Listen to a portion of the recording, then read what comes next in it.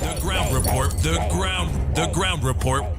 The government of Trinidad and Tobago is not closing down Petrotrin. The ground report. The ground report.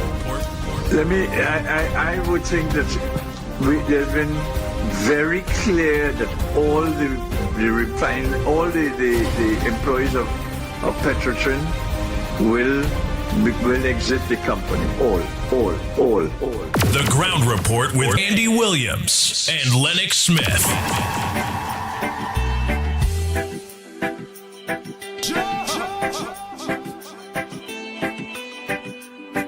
Bang, bang, bang.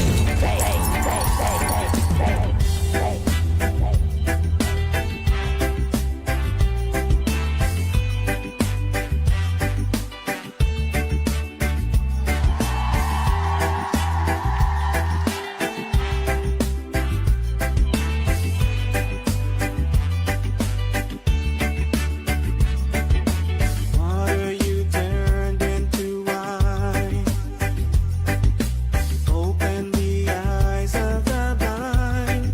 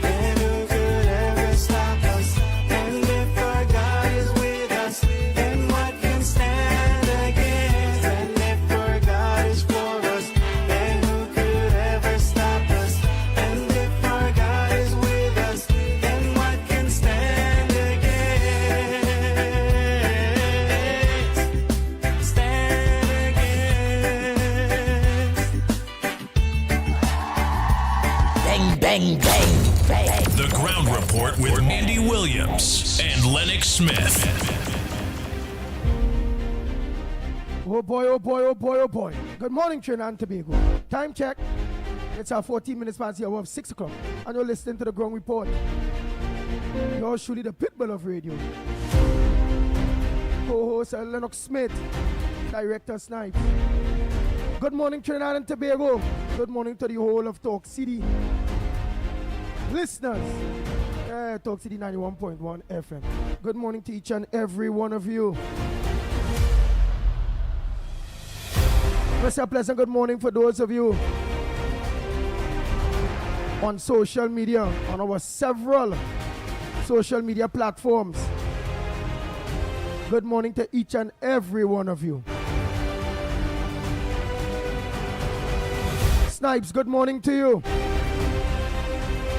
Blessed morning, Andy. Blessed morning, Trinidad and Tobago, and of course, the wider world. Nice. Lennox Smith, a pleasant good morning to you.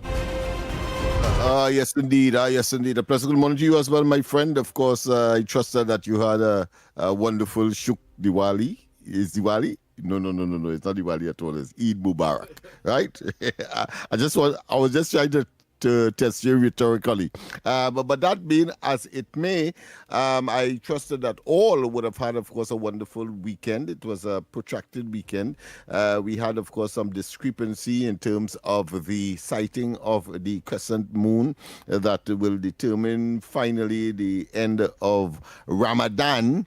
And I think all is well eventually. So we had, of course, two for the price of one, so to speak. We had a holiday on Friday and one on Saturday, even though, of course, Saturday would normally be a kind of quasi-holiday, if you want to call it that. And that is to say, as part of the normal weekend experience. So, but that being as it may, several things have happened nonetheless, quite a number of things. The information about the reopening of the oil refinery, and we have been given some specific dates, and I'm surprised that they're talking about partially at the end of this year, which of course is something that I'm sure the southern quadrant, I would like to call it, of the country would really welcome, having regard, of course, to the huge unemployment created as a consequence of that decision, the circumstances of which continues to be the subject of persons like us in the media. Who talk about the oil refinery? Have questions. Who talk about the oil refinery? Of course, the minister of energy. With respect to that and all of the right. What was the information players. It opening when? Well, it will open at the end of this year.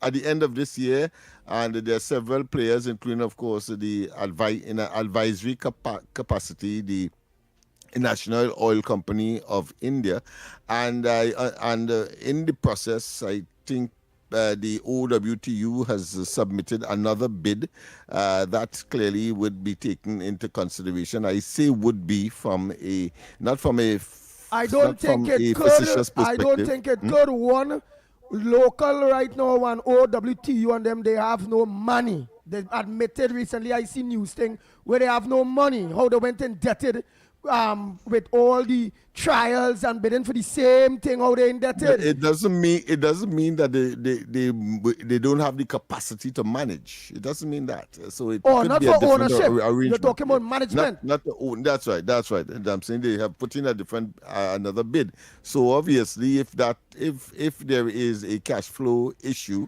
or financial paucity, it means that therefore, and they have seen it fit to decide to put in a bid, and then the bid has to be of a different nature. Of course, I don't have the details except that they have, of course, put in a bid, and I would assume it's more for management and administrative and operational.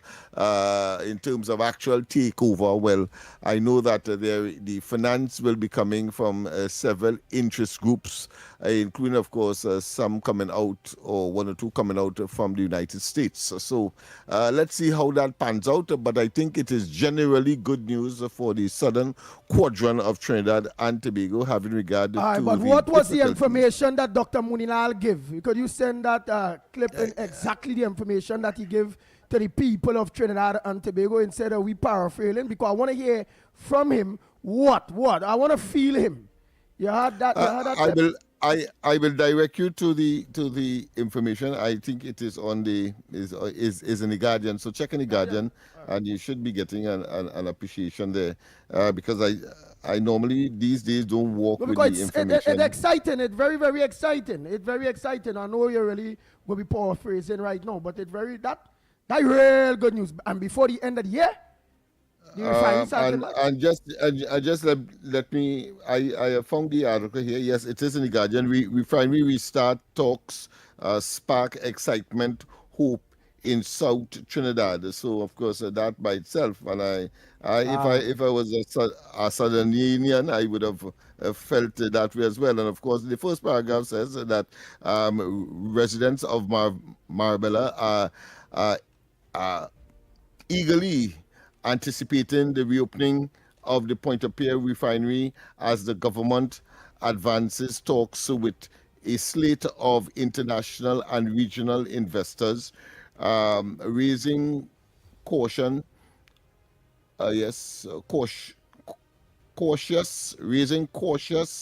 optimism that South Trinidad could be on the cusp of long-awaited economic revival. Right, so that speaks for itself. And maybe in terms of the players, let me just skip and see if I can get into play there. Yes. Speaking to the Sunday Guardian, right, the Energy Minister Dr. Munilal, of course, revealed negotiations are on the way with several major players, including Chevron of the United States, the National China Offshore Oil Corporation, Nigeria-based Oando, Indian Oil Corporation, and the Oilfield Workers Trade Union, Patriotic Energies and Technologies, which has submitted a new proposal for consideration. Right. So I think you have gotten the gist of it there, the essence of it, and it could only be good news, especially in these circumstances, because we remember the budget was based on what, $70 or $72 a barrel for oil. Well, of course, it's in recent times it has gone way past that. I think it is nearing $100 and maybe $30 thereabout, and I see no reason why it cannot go there, even not on a sustained basis, because of course the strait of that strait where near that is control, or part of it is within the control of Iran, and where 20% of the world's energy and 20 million barrel of oil comes out of that region on a daily basis. The conflict there between, of course, Israel, the United States, and Iran continues to flame, and so I would expect that that will take some time to resolve, and Trinidad and Tobago, unfortunately in such circumstances, but that is how it is, will be the beneficiary of that in terms of increase in barrel. In other words, I'm saying that the naysayers who said that the barrel of oil was pitched too high by the Minister of Finance or the government in the 2026 budget statement, clearly is now being seen as maybe as something that they may have spoken too quick about, and therefore would have to find another way to sort of castigate the government. So that is where that is, as far as I'm concerned. Anything else that you want to treat with at this time? Of course, the Prime Minister did give the Muslim community her own sentiments in terms of wishing them all the best for Eid, of course, having come out from Ramadan, and of course we are looking at the prospects now of the Baptist holiday on the 31st of this month, and all the other things that goes with that. Of course, I would be playing a major a major part here on the Talk City in terms of getting people aware, as we have attempted last Friday with respect, of course, to Eid and Islam. We will be, of course, sharing information about the Shouter Baptist community. And I love to say Shouter Baptist as a distinction from the General Baptist, because you have, of course, the Christian, let's say the Christian type Baptists that do not shout, do not what is called engage in the dumption, that kind of thing. They adopt, of course, a more European style worshiping. And of course, it is that group of persons, the ones that are the shouters, that were subjected to such a travesty that caused the country subsequently, under, of course, a UNC administration under the great Mr. Pandey as Prime Minister, to give the country this holiday in recognition of the disadvantage that community faced in terms of worshiping like everybody else. I think it was a tragedy. I think it was a travesty. I think it was, of course, bigotry, and I've always been, and I'll continue to say that I thought it was a mockery of our religion when Dr. Rowley, in a political stroke Baptist exercise sponsored by the PNM to raise a hymn, saying that, of course, he could sing, and then he said, somebody touch him, and somebody save his soul. And I like to say that it looked as though is Manning that slap him rather than touch him, because I thought it was a mockery. Why I say so is because after that, young people started to make music about the particular exercise, and to me, making fun of the religion. I take my religion very seriously, as everybody else should, and therefore that level of ungiven license, or license taken by particularly one in the office of Prime Minister, who is supposed to be the repository of unity and the expression of the cosmopolitan nature of Trinidad and Tobago, multi-religious, multi-ethnic, multicultural, that anytime you disrespect anybody's religion in such an environment, then of course you should be castigated. And those who are so offended should take the lead. And I think as a practicing Shouter Baptist practitioner, I ought to have done so, particularly from the platform that I would normally be engaged in. So that is that. As far as the other expectations are concerned, of course, the basic Christian community in terms of Easter, they too will be looking forward. The Easter holidays, I believe, has started as far as school is concerned, and therefore the beginning of that particular period, marking the end of the Lenten period. If I am not mistaken, I know that the Christian community will certainly correct me if I am wrong, but these are some of the major developments that are taking place. Of course, Dr. Rowley and his outlandish statement with respect to how he have characterized or described the Prime Minister.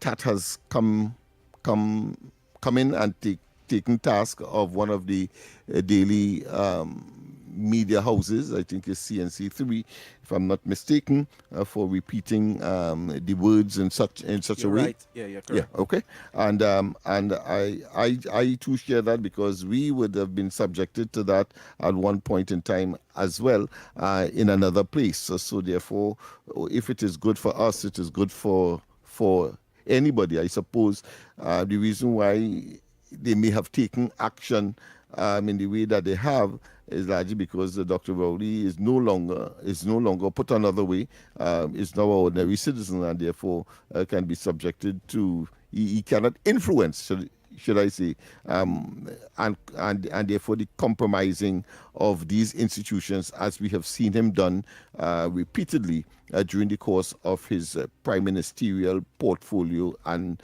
responsibility in Trinidad and Tobago. So those are some of the other areas. Hilton, of course, considers exit from Trinidad very, very unfortunate, emotional. Of course, negotiations would have been taking place for almost 3 years from the information I have gleaned. And therefore, it cannot be this administration that would be responsible for any decision made by Hilton. Remember, we are just a concessionaire, so they have given their brand to, of course, the local operators, and here it is, they're saying that it doesn't reach the international standard that Hilton is known for, and there is quite a lot of money, US dollars, that is required for upgrading. Dr. Rowley, in his response, is blaming, of course, the present administration, saying that they don't know what they are doing. But when he was in government, has been negotiating, and they reached some kind of plan. Yet still, if that plan had any credence, we would not have been hearing now that, of course, Hilton is looking to make their exit. It means that, therefore, just as the destructive nature that we have seen on major issues and public, let's say, assets in Trinidad and Tobago, whether it be the oil refinery, whether it be Petrotrin itself, or whether it be the Chagaramas entity, and we can go on and on. We have seen where the previous administration, now of course in the opposition, have created a lot of hazard and havoc for Trinidad and Tobago in its policies. Of course, we know that they inherited in 2015 over 10 billion and counting US in reserve, and by the time they left office, it was vacillating around 4 billion. In fact, I understand the latest is that the reserve is now about 4.6 billion. So thus, of course, the difficulty in getting foreign exchange in Trinidad and Tobago for business, for leisure, for simply going abroad, maybe for medical purposes, etc. It's extremely difficult to get a foreign exchange at this point in time. But fate as it is, having regard to the geopolitical circumstances, the coffers will certainly, as the night follows day, with a high degree of certainty, will certainly be replenished. And of course, let's say prudent administration of these resources will certainly come to bear eventually. I'm very optimistic. Of course, I want to say domestically or community oriented. Well, I want to commend the minister in the Ministry of Housing, Philip Alexander. He really said that he is the man who can fix it. Well, the following day after I communicated with him, he came the following day. And then we visited, of course, the sewer and other structural issues of several buildings in the East Port of Spain, to be more specific, George and Nelson Street areas. And the next day he came with a team all dressed in their, to identify or to make certain that we know who they are, just in their HGC uniforms, structural engineers, as well as those who may be engaged in the maintenance from HGC perspective. All of them were there. Assessments were made, and of course a work plan will now be in place, in addition to, of course, the possibility of contracts for the immediate community, employment for the immediate community. We have planned that we'll have a registration exercise specific for the general area of East Port of Spain. We have identified the venue.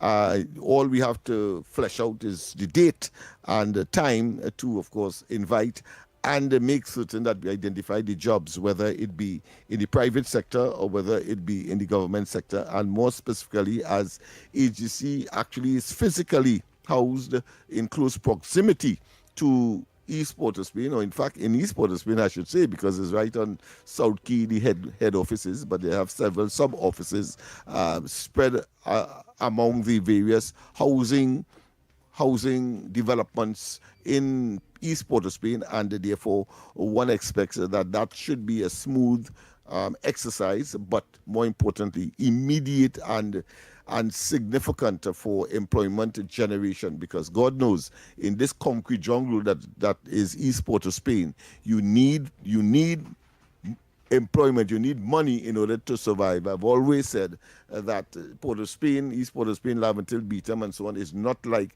a community, let's say in Guayagua and so on, where you could still go and maybe plant something, go and get a fish. I mean, even though you are trespassing, but nobody will people will throw a blind eye to that. If you go and pick a mango, etc., you don't have that in this concrete jungle course called East Port of Spain, Laventil, Beetham, and therefore you require money in your pockets in order to survive. And I think that, to me, is the most salient understanding, because there are those who are of the view that you can, because of the social conditions, crime, gangs, borderline issues, etc., you can simply put police there, put law enforcement there, and things will be honky-dory. No. We have always said that this is a multifaceted, multidimensional problem, and that it is only the community, those persons who reside there with, of course, the prowess, the concern, the ability, will be able to on a sustained basis address this scourge that, of course, is what we like to say on this program, blue-collar crime in particular. And therefore, it is refreshing that initiatives are being taken with respect to that. I see that the Ministry of Works, led by not Senator, but Represent Julian John, Minister of Works, they're now talking about the repairing of pavements and so on, which of course is part of the infrastructure that has been neglected and deteriorated in these developed and should I say densely populated areas.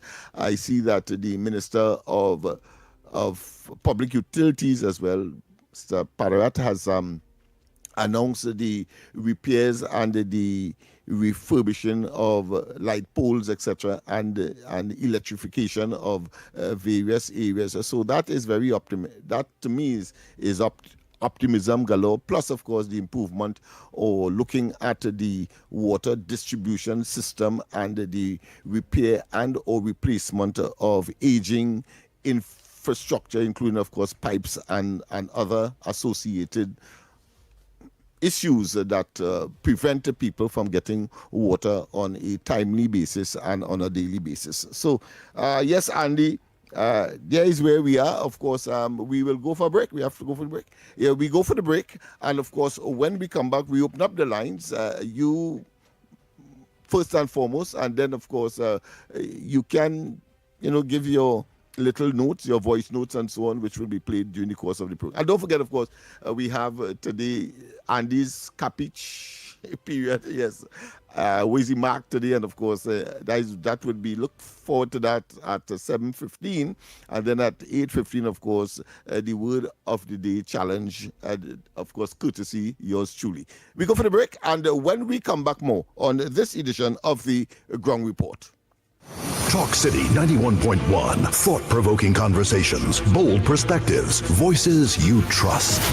Talk City 91.1. Bigger, bolder, and more powerful than ever before. Yes, Talk City 91.1 FM. A brand new era of talk radio is here. With voices you know, trust, and respect. Get ready for an all-new lineup of the very best in talk. Andy Williams, Lennox Smith, Stephen Reese, Mr. X, Derek Charbodi, Roland Stewart, Sharon Farfan, Sudath Prasad, Heavy Duty, Alex Asing, Karen Francisco, Jerry Lean Lewis, Short Pants, and more of the voices shaping the national conversation. From hard-hitting current affairs to real community issues, culture, politics, social development, and the stories that matter most to you. This is where Trinidad and Tobago comes to talk. So I got right here on Talk City 91.1, where we're going to give you something new, something hot every day, Monday to Friday. Listen on 91.1 FM and connect on Facebook, YouTube, and TikTok. Talk City 91.1. Your city, your voice. When it matters, we're there, reporting the news as it happens, because your world can't wait. TTT News, nightly at 7. TTT News, committed, accurate, relevant. You can listen on Talk City 91.1 FM and stay connected on Facebook, YouTube, and TikTok, wherever you are. Believe it, believe in, believe in.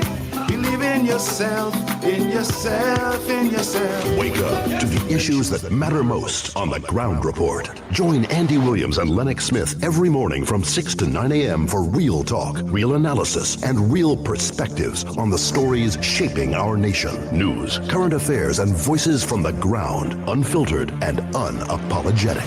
That's the Ground Report. Weekday mornings on Talk City 91.1, where the conversation begins. This is Destra, and you're listening to the Ground Report on Talk City. Keep it locked. Bang, bang, bang, bang, bang, bang, bang, bang, bang.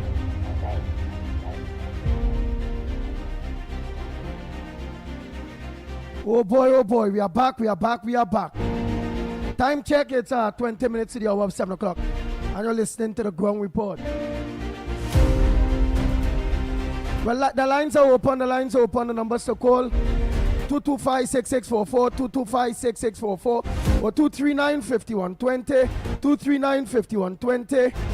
You can also call 622-4911, 622-4911. You could call us and send us a voice note too on a 366-3053, 366-3053. Or you can also send a voice note on 394-4911, 394-4911.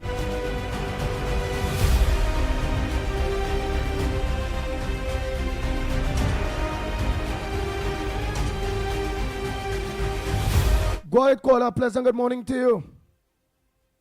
Good morning, Andy. Good morning, Trinidad and Tobago. Good morning, Mr. Lennox. Good morning to my TK, wherever you may be. Director Snipes, good morning. Good morning to you as well, my I friend. want to say reporters, man. Good morning. Good morning to all who listening outside on the World Wide Web and in TNT here, right here in Trinidad and Tobago. So long I haven't been on the Ground Report, but it's nice to hear my voice again. Lennox, I would like you to give me a call, or will you send your number for me, please? You know, I'll give Andy my number to give. This thing very important, you know, Lennox, and it's only you can deal with it. That's why I want to speak to you, Rabbi. All right. Well, I have no difficulty in giving it on air. 337-6940. I think it's the same number that you may have lost. 337-6940. Yeah. Mm-hmm. I try calling you sometime as well, but you seem to have a problem too. So I don't know if it's my side or your side, but we'll see how that works out. So we know that we owing each other a call.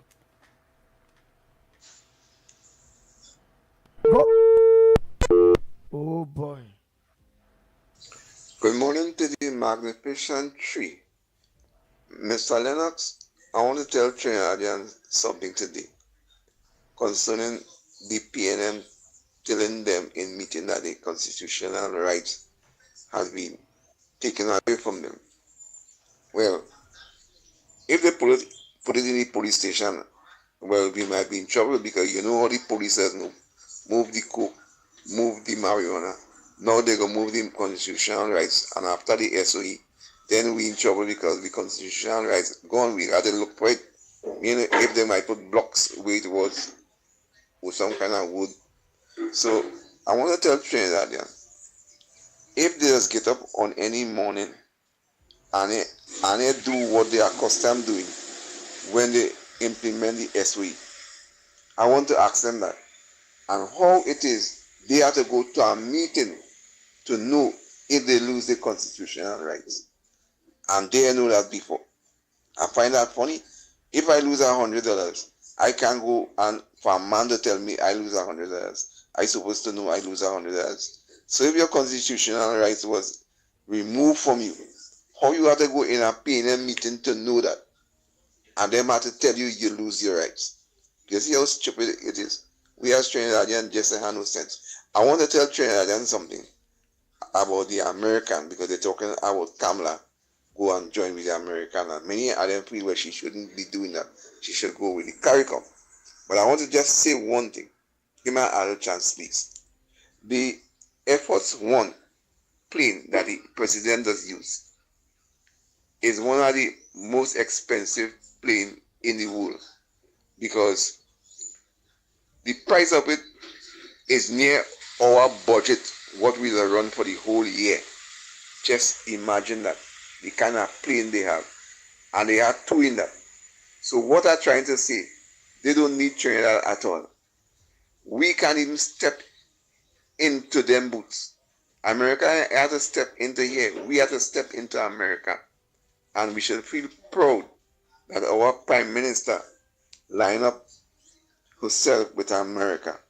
The effort one is a flying White House, right? That have even medical bed and thing for stroke and operation. If something happen, it happens to treat 2,000 guests and all kind of thing, right? If they even give you one free, we wouldn't be able to even maintain it, because that costing about $175,000 a day in our money to run it. So I just show you how we need America. America do need us, and we must understand that. I have more to say, but I don't want to stay too long. Plenty more. Thank you. Pleasant good morning, Mikey, Lennox, and Andy. Lennox and Andy, let me ask you something now. When last you actually went into the Port of Spain, or even Mount Hope as we speak, Mount Hope are referring to now, hospital, in the, like we say, in wherever, in the rooms or wherever it is, wherever they just keep these patients on them. When last all ever went in there and observed what is really going on inside of there, boy. Boy, it have people inside of there real suffering, you know, boy. Imagine you had to take tablet and swallow just so, no water. Then you bring a little kind of canal water self for you to drink. Nothing. You understand? You're sleeping, you're lying down on just bare mattress alone or sponge or whatever it is, just be sleeping on them kind of, you know, people sleeping on 2 days, 3 days on a chair, boy, waiting for a bed. You understand? So I don't know if the authorities and them could start going and do a site visit like what, you know, some of these ministers do, you know, just bounce in and see what's going on. You know, then just staying down in the office there, and then all they're just dealing with is just workers want more pay and all them things. Go in there and see. You understand? So I just kind of a little annoyed with that, because, you know, 1 or 2 people who I know very well was inside there, and the experiences say, well, boy, if there's hell, they ain't want to go to hell at all. Now they will stay outside, you know, they ain't want to go in there, boy. That's worse than hell, they say. You know, so they will just let me prove them wrong now. Let me see if we can fix this thing. So the authorities and them, you know, the Minister of Health, you know, do a site visit now, man. Go into these certain areas and just walk in. Don't let nobody know you're coming, and just do what you gotta do. All right? All right. Blessings, everyone. Good morning again. Last call before we go for that break and come back. Go ahead, call the morning. Good morning, Andy, Lennox Smith, Director. Well, and Mighty K, wherever Mighty K is.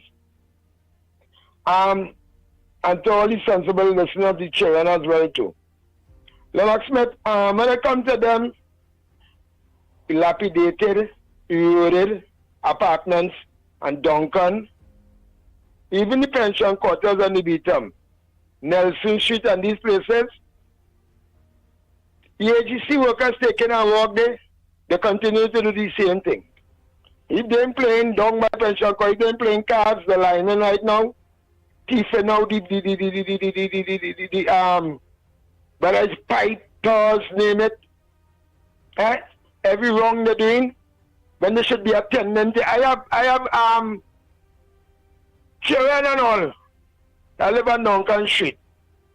And you complain to AGC, and I will rather call Mr. Khan, because you're very genuine, Mr. Mr. Morning, to you people like Dr. Munilal, Jolene John. Until the time for the crying done. You want to get on to the Lord saying nothing, just crying thing. And Andy, we need, as the last caller for this time here, you see, bread and butter excuse. We don't want to hear about Air Force One. This is the Gong report. We need to know what's going on the Gong. It's pressure on the Gong. Right? We need to talk about employment and have a lot of means and ways for employment. A lot of CPEP workers still home. A majority of the ghost workers, we don't call it URP, we have them to study. But they still have genuine workers home. Otherwise, we see all that cars going on in the vicinity of the party bus should that run parallel from Arima to Port of Spain. The drainage problem and them need to be fixed, need to be clean. People can be employed more and more. There's more than 3 months. We need to talk about this bread and butter issue. I call on the Honorable Prime Minister and as the Minister said, well said. Sometimes want to take a walk in these places.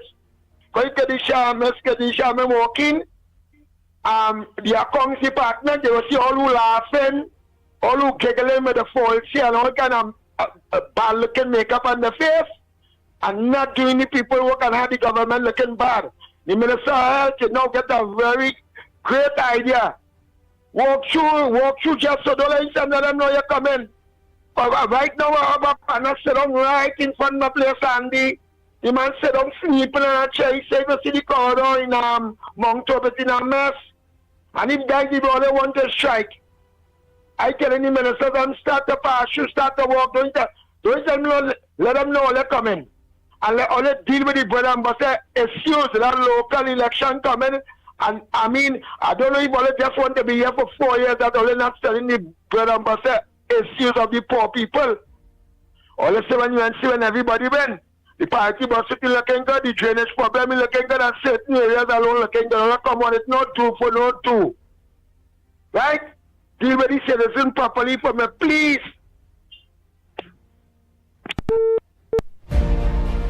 We take a break and come back. When we come back, more right here on the Gong Report. We'll be back.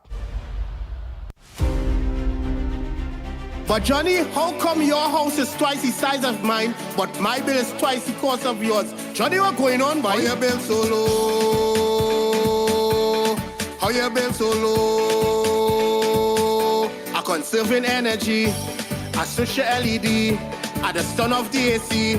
And I'm saving real money. It's our responsibility. For a brighter TNT. Cut the waste and you would see. Why everybody asking me? They asking how you been so low?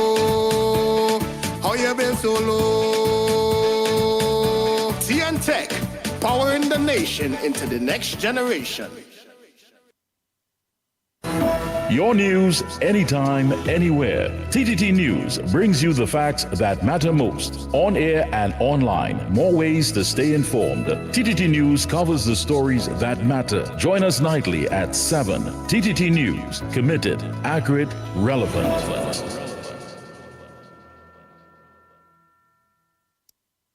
Hard questions, honest answers, real conversations from the ground up.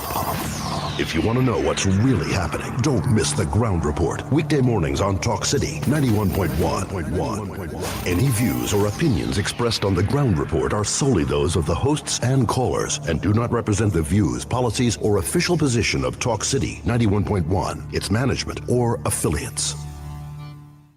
This is Destra, and you're listening to the Ground Report on Talk City. Keep it locked!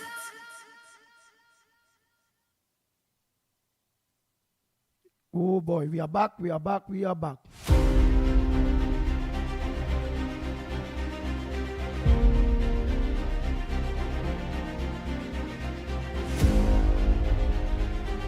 Time check. It's 7 minutes. 7 minutes to the hour. 7 o'clock to 7 o'clock. And you're listening to the Ground Report right here on Talk City.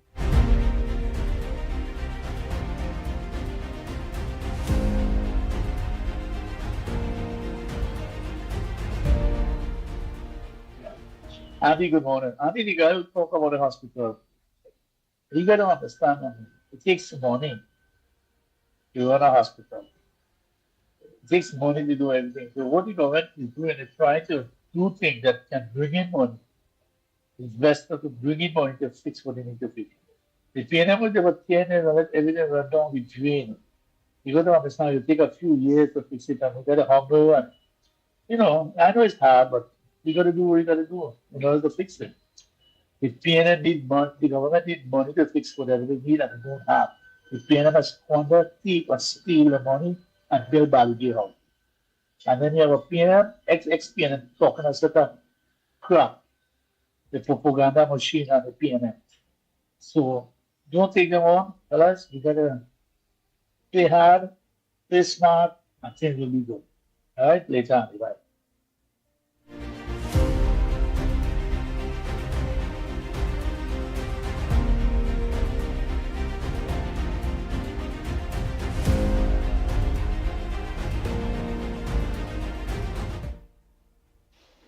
Good morning, Andy. After removing the radar in Tobago, I want Prime Minister Kamala to put Marcia, the Mako, to be the new radar system in TNT because she knows everything about what's going on in and outside Parliament, and she knows more about crime than the TTPS right now. And having her as a radar will save TNT lots of foreign exchange also. So I hope Prime Minister Kamala will take up my advice on her. Did you know Marcia reported the ground report to TAT, but nothing came of it? That's because you were operating an internet station and not a local radio station, so she got egged. All over her face. I guess she didn't see that one coming. Maybe karma is catching up with her now. Anyway, Andy, have yourself a great day, my friend, and let's all try and be safe out there today, people. Morning. So here we are in the land of Trinidad and Tobago, where the government has made 1 year in office and nothing has happened so far. The roads are in a deplorable state. They're mashing up people's cars, their wheels falling off when they go down in potholes, their light bulbs blowing when they fall in depressions. Several communities cannot get water for weeks. The place is very untidy. There's a lot of garbage pile up in the cities, residential areas. Grass is not being cut. As a matter of fact, the grass is so tall that it is blocking half of the pavements in several areas. People cannot negotiate around corners. And above all, the public transportation service is in tatters. 1 year, 1 whole year in office, and we still cannot get a proper bus service from San Fernando to Port of Spain. I tell you, when Manning was in power, that used to run every half an hour. Every half an hour, you could have go down to the wharf in San Fernando and get a bus to go Port of Spain. You could have gone Citygate every half an hour and get a bus to go San Fernando. Why is the country falling apart like this? Jack Warner, who is a viable asset, has been sidelined and thrown into the bushes. Right? Jack Warner is a man that could bring a lot of talent to the country, and he's just not being used. Instead, this morning, numerous cancellation about services in San Fernando, right? But you're making sure the UE service run. Why? Why all you have to be punishing people like this? All they claim all was better than the PNM. And the PNM, right, though inept and incompetent and woefully inadequate, still perform better than what we have now. Why we can't get a bus to go Port of Spain, right, every day so? You're taking all the buses in San Fernando and sending them UE and inconveniencing people. That is not what we asked for. And I want the Prime Minister to know, the Minister of Transport is taking all the buses in San Fernando and sending them to UE. And people cannot get buses to go Port of Spain. So what happened? UE is the only service in the country? All they can be doing, people them evil boy. This nonsense has to stop. I listened to several activists on social media, activists who was on the UNC side and cross over to PNM, right? They're saying, right, they're going to influence people to vote out for government in the local elections next year because of how they were ill-treated, sidelined, marginalized, and used. So, Andy, tell the government that you influence people to vote for. It needs to do better. It is not serving the public. Thank you very much. We go for the 7 o'clock news. Trinidad and Tobago and come back. When we come back, more right here on the Ground Report. We'll be back.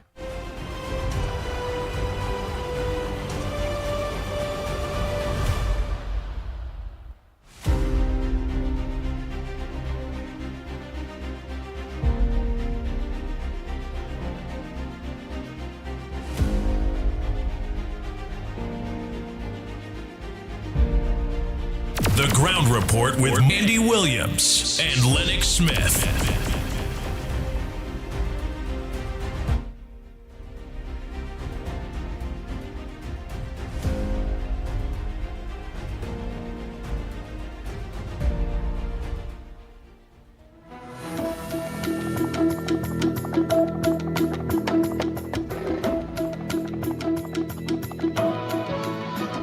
Good morning, this is your TTT News Update. I'm Carrie Roberts. Making the news at this time.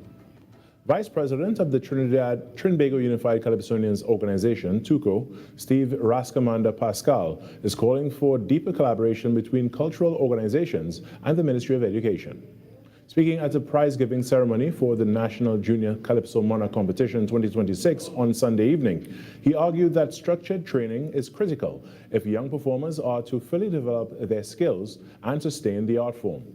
He noted that education policy must go beyond celebrating talent and actively invest in workshops and training spaces, particularly during school holidays. Teachers and mentors, thank you for nurturing the talent, for the guidance, and for believing in our young stars. Your hard work is paying off. Don't stop. Keep doing it. We need you because we just facilitated. You are the people promoting the excellence and working hard with them. In closing, I wish to extend an invitation to the Ministry of Education, who is unavoidably absent here as well. I really wanted to send a message home to the representative and the Ministry of Culture to partner a bit more, and I say that again, to partner a bit more with TUCO to facilitate workshops for young people during the Switching his focus to the youth, he warned that too many young singers focus on melodies without fully grasping lyrics, language, and message. So they may appreciate what creating or composing a calypso is all about. It's important. You see, a lot of us, we just hand them the song. Sometimes they don't understand the big words. You know, because some of you, your grammar must be way up. Unlike me, my grandma don't sing, so I just give them simple songs to sing. Right? Especially when they can do it for themselves. So we need to understand something. Try to help them to work, to create their own composition. When they create their own composition, it pays off because I hear the Junior Calypso Committee have a special prize for people who compose their own thing. And when you compose... The Ministry of Trade, Investment and Tourism moved swiftly to protect and preserve a turtle nesting site at Maracas on Saturday. Minister of Trade, Investment and Tourism, Satyakama Maharaj, shared images on his Facebook page over the weekend showing sections of the beach cordoned off. He noted that the ministry has taken proactive steps by erecting signage to secure the area. According to the minister, a giant leatherback turtle came ashore and laid her eggs in the middle of Maracas Bay, prompting the immediate response. Trinidad and Tobago's annual sea turtle nesting season runs from March 1st to August 31st, a critical period for conservation efforts island-wide. Early in March, the Ministry of Defense announced a zero-tolerance policy, warning that laws will be strictly enforced against poaching, reckless beach driving, and any activities that may disrupt or endanger nesting turtles. Authorities are reminding the public that harming sea turtles carries serious penalties, including fines of up to $100,000 and a possible 2-year prison sentence. In other news, Trinidad and Tobago has reached a significant environmental milestone, achieving a 78% phase-out of ozone-depleting HCFCs as the country moves steadily toward a 97.5% reduction by the end of 2027. The announcement was made by the Environmental Policy and Planning Division of the Ministry of Planning, Economic Affairs and Development, which said the country remains firmly on track under its commitments to the Montreal Protocol on Environmental and International Environmental Treaty. Since acceding to the protocol in 1989, Trinidad and Tobago has emerged as a regional leader, becoming the first Caribbean country to ratify every amendment. The country fully eliminated chlorofluorocarbons in 2008, once widely used in refrigeration, air conditioning, and aerosols. Minister of Planning, Economic Affairs and Development, Dr. Kennedy Swarat-Singh, who also has responsibility for the environment, emphasized the benefits of government's commitment to environmental protection and management. In sport now, the title of football supremacy will be decided on the final day of competition in the TT Premier Football League after leaders Defence Force FC and second-place club Sando FC won big on the weekend. Defence Force triumphed 6-0 against FC Eagles, while Sando hammered Caledonia AIA 5-0 to leave the top two separated by only 1 point. The final match day for both teams will be on Saturday in a doubleheader at the Hazley Crawford Stadium, Port of Spain, with Club Sando taking on FC Eagles at 6 p.m. and Defence Force with a tough encounter against AC Port of Spain at 8 p.m. The battle for third and place in the CONCACAF Caribbean Shield is also close, with Prison Service FC 2 points ahead of fourth place Miscellaneous Police FC, but the Lawmen have a game in hand which will be played on April 6, making it a tense couple of weeks for Prisons. And that's what's making the news at this time, but after the break we return to Trinidad and Tobago today.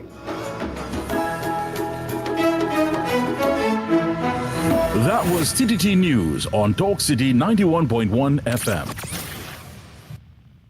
The microphones are down and the boots are laced up. This Good Friday, the top media houses of Trinidad and Tobago are stepping off the air and onto the field. Get ready for the Intermedia Football Cup 2026. Come out and rep your favorite media personalities as they clash for football glory and bragging rights. The best part? It's free. So bring the family, bring your coolers, and don't forget your vibe. Friday, April 3rd, Police Barracks St. James. It's football, energy, and excitement. Kickoff at 11 a.m. The Intermedia Football Cup 2026, powered by TTT Limited. For more information, love, follow us on social media at TTT Live Online. No glass bottles allowed. Intermedia Football Cup 2026. The TTT Intermedia Football Cup 2026, sponsored by Digicel, Sunshine Snacks, Blue Waters, and Stamina Energy. Any views or opinions expressed on the Ground Report are solely those of the hosts and callers and do not represent the views, policies, or official position of Talk City 91.1, its management, or affiliates. This is Destra, and right now you're listening to Talk City 91.1. Keep it locked.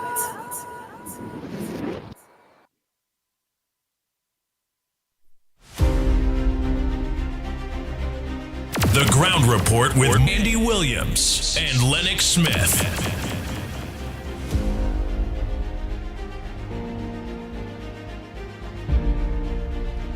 Oh boy, oh boy, oh boy. We are back. Time check is 7 minutes past the hour of 7 o'clock. And you're listening to the Ground Report on Talk City 91.1 FM. And viewing us and listening to us on our several social media platforms. Don't forget at 7:15, is the mark of the day. Here's the playway marks of the day, where 4 people will call and give your marks, and I will just give the capiche mark, the lanyard. So far, every day so far, for the marks that we call on the various days, we catch one. And that's very good. So the lines are open. What's on your front burner? What's supposed to make news that not making news? Good morning, Trinidad and Tobago. Go ahead, caller. Good morning, Andy Lennox. Director, this is Diego Martin inside. KCR, I want to focus on him. He is a wounded, caged person. And you know when a wounded person is caged, they lash out. Psychologically, he is wounded badly. And let me connect the dots. Colombia president is a target and a person of interest in the USA. We had a fellow by the name of KCR going to Antigua, was on an Interpol watch list. We still haven't heard who put him on that list, but most likely partners and things in Antigua will tell him where it came from. In Parliament, our beloved Prime Minister said, don't be surprised if high government officials, including Trinidad and CARICOM, will see similar fate. And she also indicated that people who are respectable, and I say they are so respectable, will also suffer the same fate. So I suspect the man understands that the guardrails are closing in on him. He has lost his psychological balance, and like a jungling man, he's fetching at any straw and want to take down people who he believes is the one responsible for his own misdemeanor. I go and have a nice morning.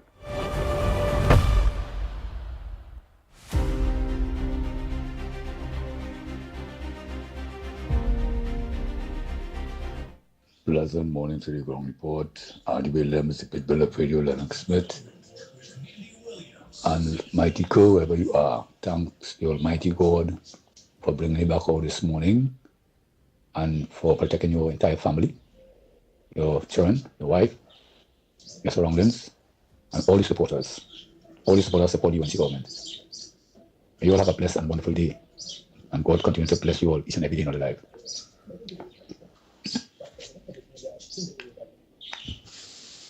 Boss man, let me tell you something. I feel you went and do operation and you take out that mouth here and you put a good mouth. Ever since you come out, you only bashing the UNC government. You want the ugliness of life to continue. You have a good idea what PNM do to this country. They're doing nothing for this country, nothing whatsoever. All the kind of people who only want wrong things, stop and tell you. When I say wrong things, they want to suffer. Or they want nothing. Or they want the evil to continue like Satan. Right? Or they forget what Rowley do? He closed down the refinery. Thousands of people on the breadline. You understand?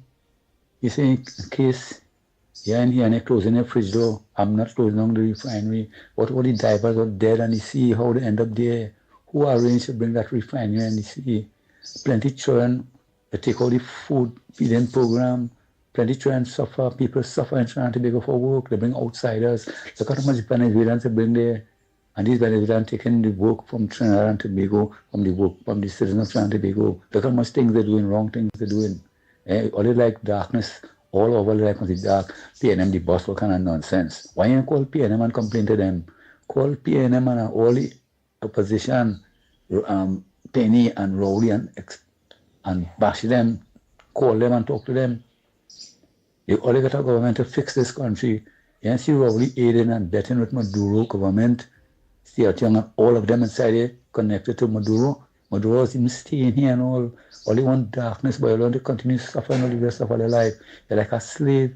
You're a slave. You call it the PNM master, wicked PNM to come back in power. Who puts on what PNM UNC? Yeah, you see, every time you open your mouth, it's bust this, bust that, bust the other. People suffering. But who tell you any MP going against the UNC? Well, if you have nothing to do when the day come, once you get some old paint and paint the old buses sleeping, the abandoned buses sleeping in. We're talking nonsense every day. This is not a station for you to bash the government, you know. All these kind of people who want to suffer until they're dead, all they want nothing. Children can get surgery. There was a man who called himself a doctor and never paid the suppliers for the medicine. All of them embezzle the money in the country. They clean all the trees, they vacuum it. Rolly gave your daughter $3 million for cassava painting. How much did he give Lara, the Batman? Eh? How much did he give him? But all of them fix themselves inside and they have no shame. The advantage you see when you are people because boy, like something wrong with you, you're going to do a check-up now, man. Take some parts from the old bus you're sleeping in and put it in your head now. You might be able to come out and drive yourself anywhere you want to go. You're only bashing the government, right, boy? If you have nothing to do, take a hike now, man. Take a hike. By the time you open your mouth, there's something stupid, there's something to do, it's like a drum full of water and you pound it, goong, goong, goong, goong, goong. Eh? There's something good to do when the day come now. Better I go and try to go and look for a work by some funeral home to bathe some dead because everything you're saying is dead talk. Scram now, man. Yeah, Andy, morning. You need to put a stop to this bus man and ask them when he's talking, call you and ask them if you could give the government a loan, lend them some money, billions of dollars, if we have to give them the money to run the system. Because they need money, they gotta have. You need money to run the bus system, to buy buses. Have the bus money, we have money. The PNM have plenty of money, so they squander it. And if they not fix the system, you want a man to fix the system without any money. What a fool.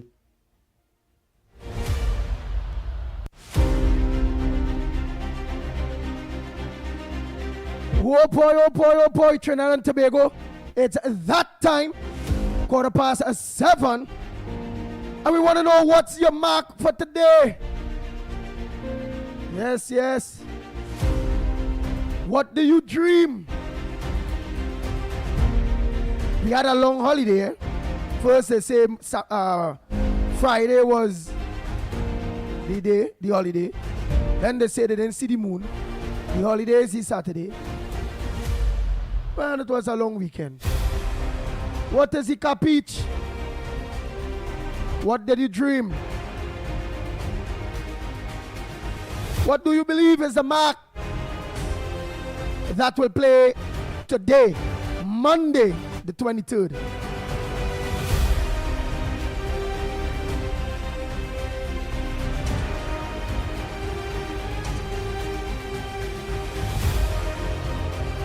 Oh boy, Snipey, the last occasion, what was the numbers that was given? So on the last occasion, we had 36 donkey, 4 dead man, 22 rat, 16 jammet, and the capiche was number 3, carriage. Wow. And what played that on that day? I don't have the results, but I have the marks that were given on the show on that day. Nice. I'll go look for it online by the meanwhile. Oh boy. So Trinidad and Tobago. The lines are open. I hope you all are taking the capiche, playing those marks, because so far we have had a winner every day. A winning mark every day so far. So let's hear what is those winning marks for today. 4 marks by you.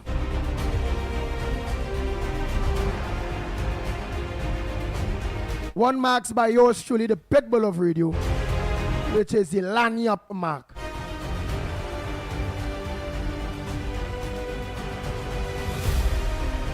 Lennox, you get the opportunity to win yet? Unfortunately, and there is a saying, in the abundance of water, somebody is thirsty. Well, I have all those opportunities to win, and I simply did not find myself at the Playway station to execute. That is because of my own views on the whole question, but I do not decry anyone for believing that, someday they can become rich or they can satisfy their needs by taking that risk. And of course, the cost is minuscule because it's minimal, $5 and so on, and you could win, as much as you wish. I think what I can tell you though should be encouraged is that several people stopped me over the weekend and asking me, did you win? And it kind of opened my eyes to just how much people are locked on to the ground report. Oh yes, from yes, early in the morning. Yes, I was totally shocked. Yeah. It's actually the first time people start stopping me to tell me, did you take your own capiche? Did you get the mark from Andy? Yeah. I said I'm right in the studio and I didn't win. So definitely I'll be playing. But it also, based on what you have said, it also reminds me of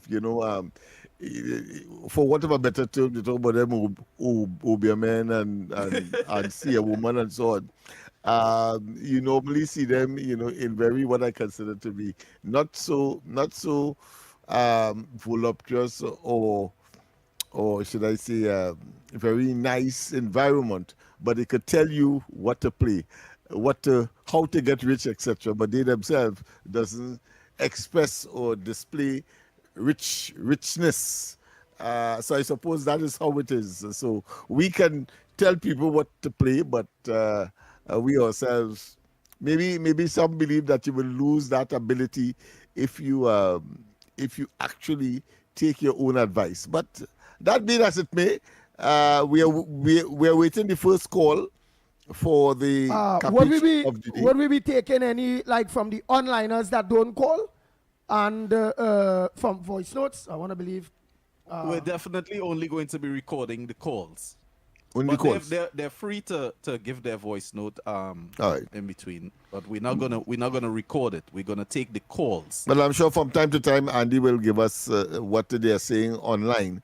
But you have to call in order to benefit, and as part of the capiche as an addendum, as an addition to what Andy will, of course, deliver, because it is about Andy's capiche, and I don't know. So fight walking by. So maybe fight the walking. And maybe on this occasion, Andy, maybe note could be taken on the false start with respect to Eid, for example. I don't know what that represents in terms of the symbols. Oh, how we end up getting 2 holiday.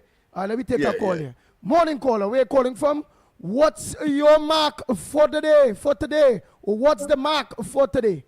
Just give us one.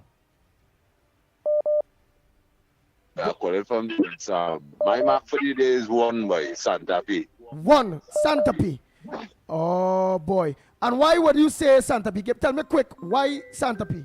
All right, we'll take our next call by the meanwhile. Right, so that's 1 so far. Next caller, a pleasant good morning to you. What's your mark or pick for today? Andy Williams, good morning to you. Andy Williams, Lennox Smith, and Nigel Sniper. Andy Williams, I go in with 18. Why you going with 18? I go in with number 18, water bottle. Why? I go in with what? Why? Just short and sweet. Why? Why 18? Why you feel 18? Why you seeing 18? Because after here, Andy Williams hit the jackpot whole week. I said, now that amount of money, you can build a water bottle. You can build a water bottle, that amount of money over there. To hit the jackpot Andy, you become the whole week, subject every of the day. capiche. All right. You know what it is? You know what nice? It's to win Monday, Tuesday, Wednesday, Thursday, and Friday. That is more than a hat trick, you know? Yeah, boy. That is more than a hat trick. Yeah. That was good. Thank you. Next caller. A pleasant good morning to you. So 1 so far, 18 seconds. And what's your mark for today? A pleasant good morning to you. Morning, gentlemen. On the last 2 days you all had called, man. Yeah, the mark. I'm going to feel us going, Andy.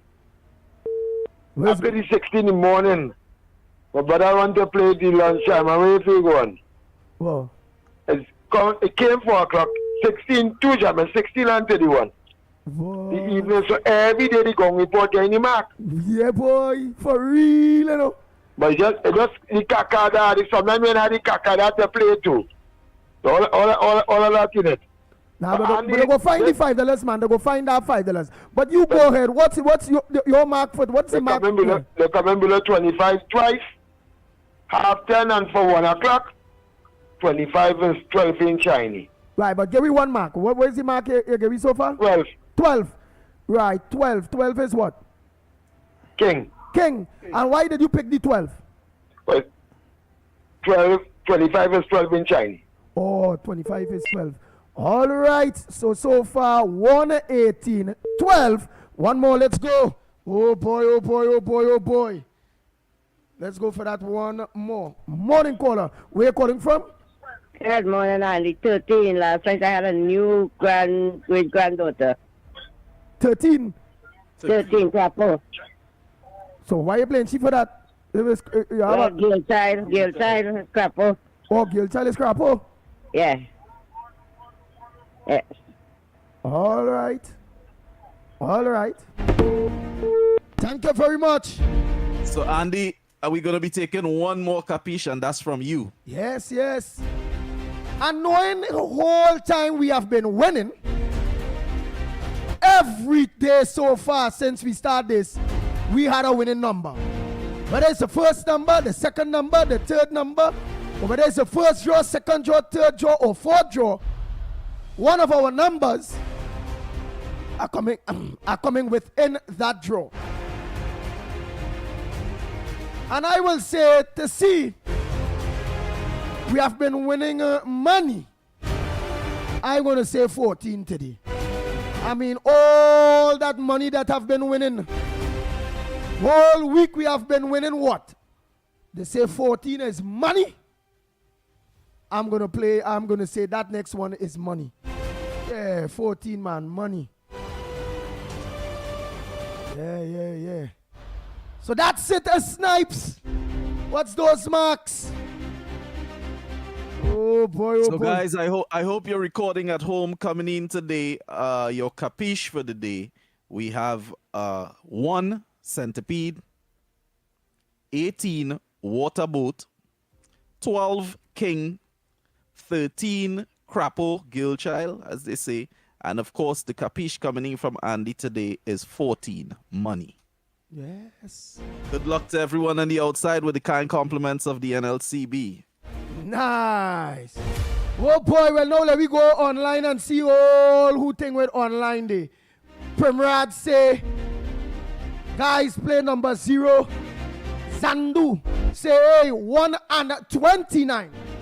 That is Zandu. So let me see, we go see one of we people that say 2, you know. But there's only 4 we could take and 1 cap each, man. Some Joe Moses say Anderson Wilson does play for 37. Andy Williams, and he laugh. I don't know where 37, I think it's up to 36, partner. Carmen say 4. Dead man. Who is that dead man, Carmen? Premier say, guys, number 12.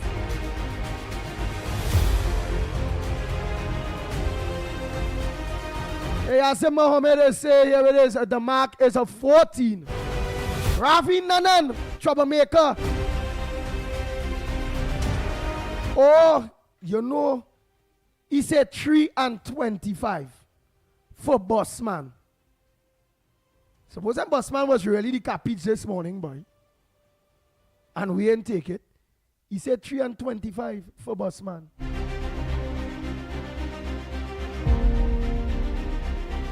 Glory say you're 15 for sick woman. That's Rick. Oh, Rick is a say. LP say love 37. Oh boy. Only that's it, as we say. Thanks so much for participating and making sure every day so far that we have a winner. And if we ain't catch it today, we're gonna catch it tomorrow. But it was nice that we actually caught it every day so far. We didn't play it on the religious holiday. We didn't play that thing on that religious holiday. And I believe we'd have catch it on that day too. Anne-Marie Amen, a pleasant good morning. She said 2. Katie Acton say play 11. Wow, all only know the marks, boy. Regent Jamarad say play Big Snake 35. Where's 2? Where's 2 Snipes? That's old lady. Oh, I wonder who she playing for that old woman, boy. Oh, Miss Roadbrook. Oh, Miss Santa Cruz. Who's he? No, but you can't call them that. They just get vexed. You have to say senior citizens. Yeah. They say the age is just a number. So those senior citizens, don't say Miss Brookbook and Santa Cruz old at all. Senior citizens, come, let's go. Good morning, Andy. Good morning, Lennox. Good morning to you. Good morning to Almo. What's your soldiers and them? And what's your my mark this morning, Andy, is 33 for you and Lennox. Because all break a record. All they work on a holiday too, you know. So 33 is the mark. Big money. Oh, big money. Spider. I say congratulations to 14 the local alone minister. Was money. But I said 14 alone was money, so money is 14 or 33. So small money is 14 what? and 33 and 25. Oh. And also 35 is money too. Oh. And then, I see, you're taking the country now or call back? Or No, that's it. The marks are finished. What's on your front? You see, you done start already about if I taking Kuchu, meaning you're going and come with Kuchu. And that what I mean? Well, I come in with the issues at the end of the day. All right, a front burner? Yeah, front burner. Well, remember your daughter wrong here, your daughter wrong saying daddy, so I hope it's not really Kuchu, and it's a very serious front burner with positive vibes that will end up touching you. That positivity will end up touching you the way it touched Anderson Wilson and others. Go ahead. Well, I'm glad for Anderson Wilson, but he get blessings, you know. The pastor pray for him. The pastor was praying for me for the last 9 years plus. And I ain't seeing the press like it. I gotta get a new pastor. You what church you go to, Andy? You gotta get a new pastor? Yeah, I gotta get a new pastor. Well, I must say congratulations to the local minister. I see that we getting a new president or a new prime minister in the making. How? How? You ain't see it? How? We go talk. All right.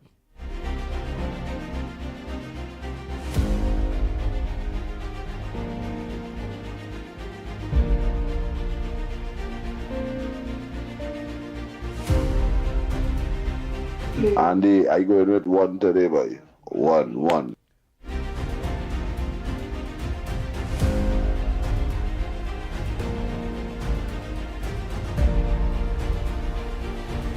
Nice. So Trinidad and Tobago, don't forget the lines are open. What's on your front burner? But here it is. When we come back, more right here on the Gong Report. We'll be back because I have some issues that I would like to raise this morning here.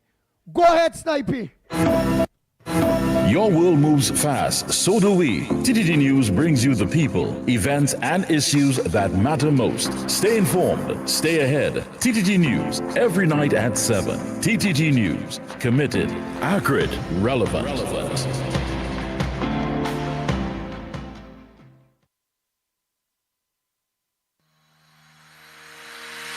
Every morning begins with a story, the headlines you need, the voices you trust, the conversations shaping our nation. Welcome to Trinidad and Tobago Today, where your day starts informed and inspired. News that matters to you, conversations that spark new ideas, stories that move Trinidad and Tobago forward. Tune in weekdays, Monday to Friday at 6 a.m. or join the conversation on any smart device at TNT Today Show. Trinidad and Tobago Today. Start here, exclusively on TTT. From the road to the radio. Talk City 91.1. 100.1. This is Destra, and you're listening to the Ground Report on Talk City. Keep it locked.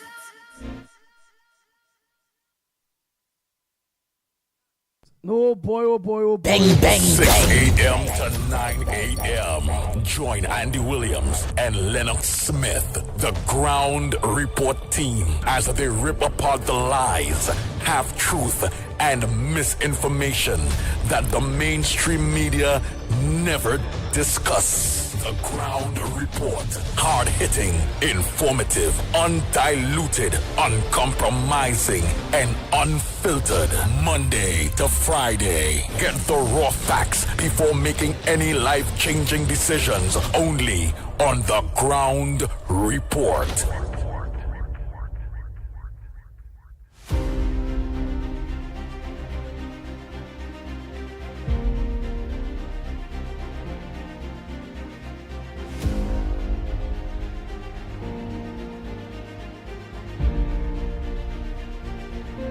Good morning. Go ahead, caller. Pleasant. Good morning.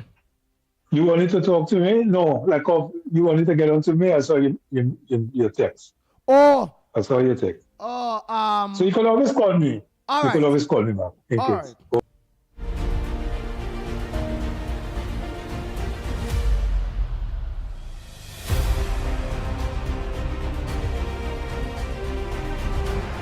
You know, is my grandmother trying to get on to and making mistake. Boy.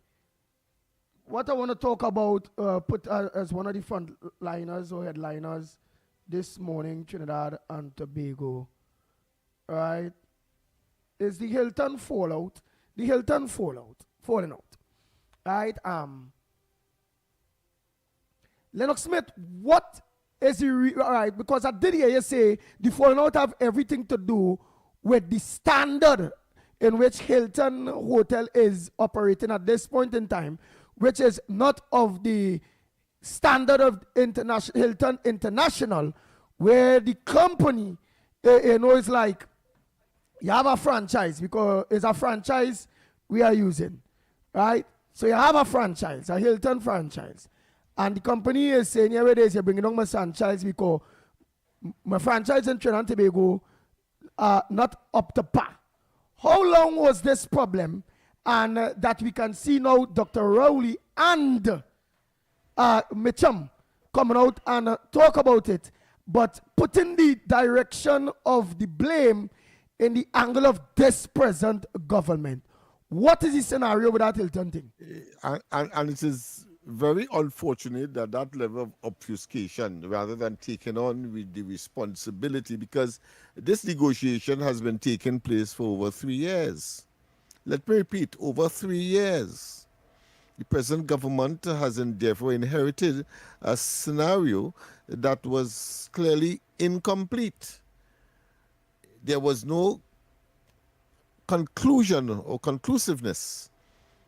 And therefore, what they're saying is that maybe the present administration find it a bit too financially cumbersome, because we are talking about millions of TT dollars, and they are quoting the upgrade in US dollars, a very scarce commodity in Trinidad and Tobago.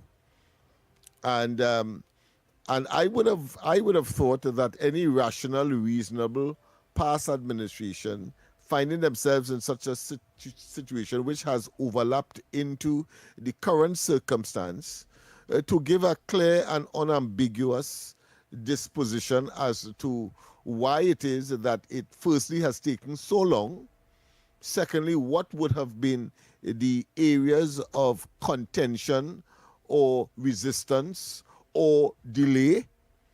And as far as we know from the article that we have read, it is about money. It is about investment.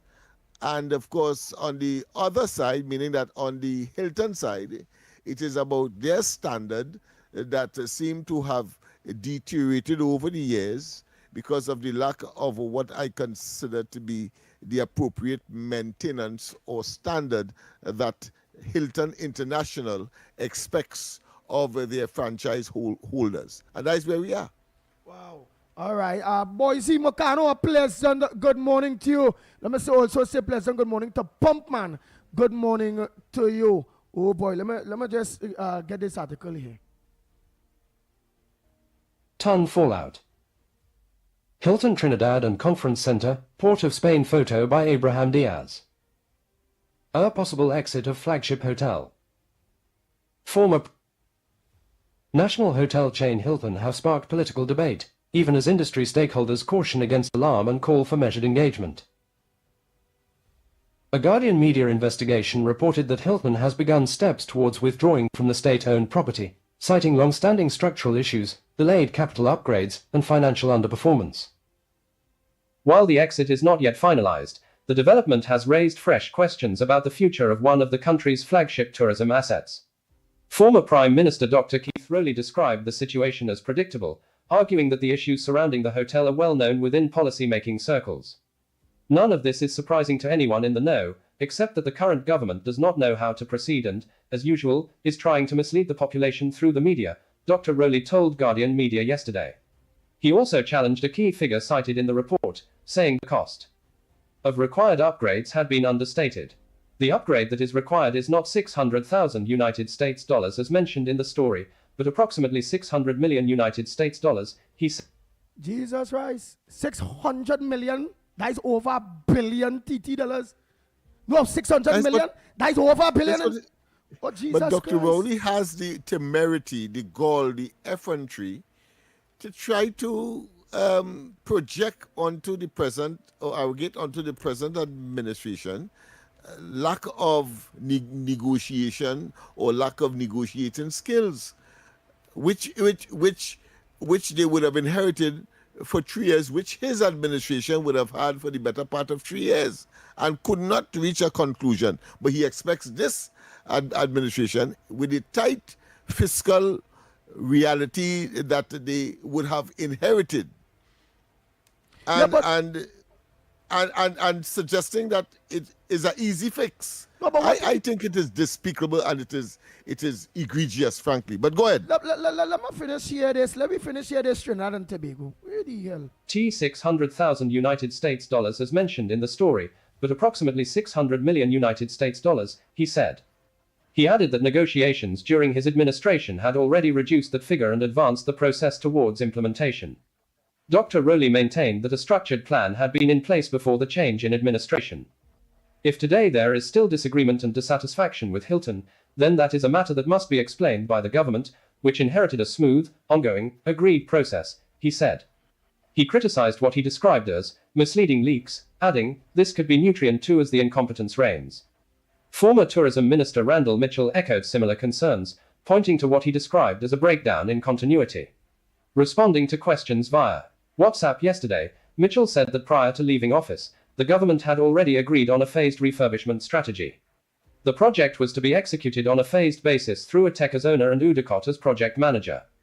Technical consultants had already been engaged, and the procurement process had commenced, he stated. Mitchell argued that the apparent lack of progress reflects deeper governance issues. The stalling of the Trinidad Hilton refurbishment project is both unsurprising and regrettable. It shows a lack of strategic direction and evidences a failure to understand the critical role that diversification in the tourism sector plays, he said. He added that the situation raises concerns about the state's broader economic planning. The UNC claimed to have all the answers, but we now know they never even understood basic fundamentals about the different sectors of our economy. Amid the political back and forth, the Tourism Industry Association of Trinidad and Tobago, TIATT, is urging a more measured approach. TIATT President Lisa Chandelier downplayed the immediacy of the situation, noting that upgrades are a routine part of international hotel operations. Inventory upgrades are a regular operational component of the Hilton-Atek partnership, she said after reviewing the report. These matters are best handled through joint internal dialogue. Hilton. Well, boy, you're talking $600 million US dollars. Boy, that is somewhere in the vicinity there. That is about 3 billion TT dollars. Yeah, but I would wait until the government make its statement on the matter. I don't trust. But it says a face. No, because he said that they inherited something that was almost ready for unraveling or implementing. But my question is, I noticed they have studiously avoided saying how long this process has taken place, and this has reached the parties for negotiations concern. It's 3 years we are talking about. Why it took that long? Notice they ain't talking that, but they're saying that the government inherited a process that was ready for implementation. And when you look at the cost, was ready for implementation. I as a government would have wanted to question that cost, having regard, of course, to the returns on the investment, because that is a factor as well. Wow. How we gonna do? Because the next story I want to come back with Trinidad and Tobago after this short break that we'll be going on to come back. Wow. That is plenty. You talking total to refurbish that, if what Dr. Rowley is saying, 600 million in fact. Yes, 600 million as opposed to 600,000. But boy, we could build about, with that kind of money, we could have about 3-4 new brand of international hotel out there, including standards and all of them. And that is what I would have considered if I am the new government. Because the asset is ours. So put somebody else there. Look for another brand that will improve it on their own and spend the money.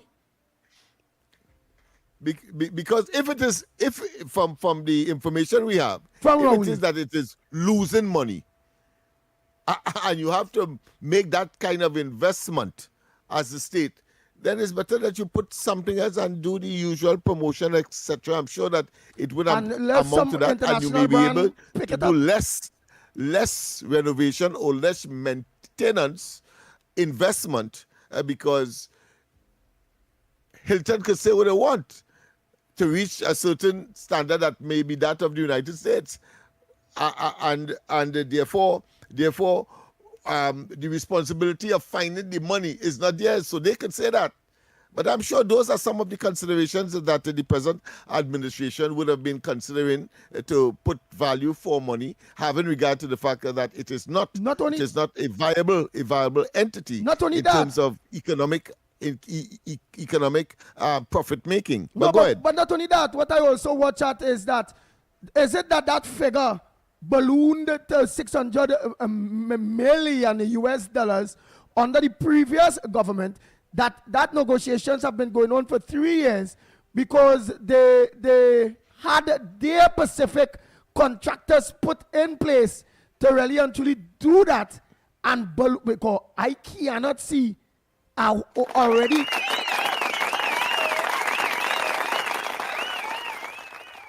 I just had to give you that for critical thinking. Yeah, because that is too much money. That I can't see it. So unless that was balloon up for corruption purposes. But mind you, he also said in that clip that they reduced it. So it was reduced to 600 million? So he's saying that the numbers that is being bandied in the article is not that.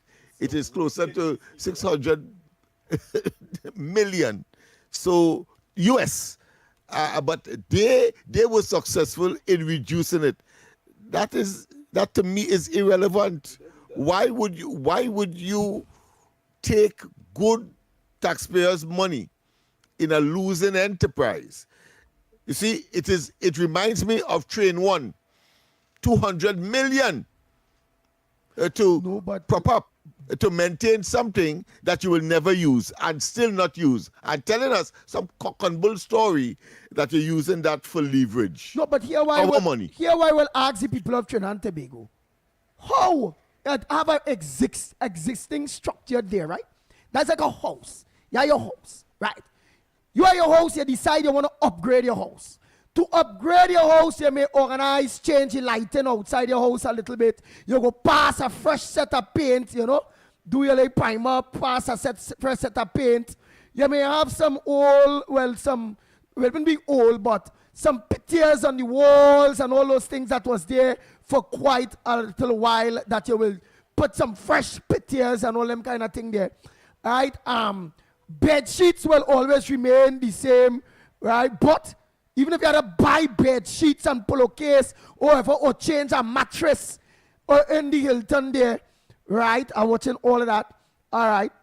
Redecorate the rooms and them, whether it be adding something, because remember, it's not much of an existing structure that is left to be done if you're refurbishing or rehabilitating.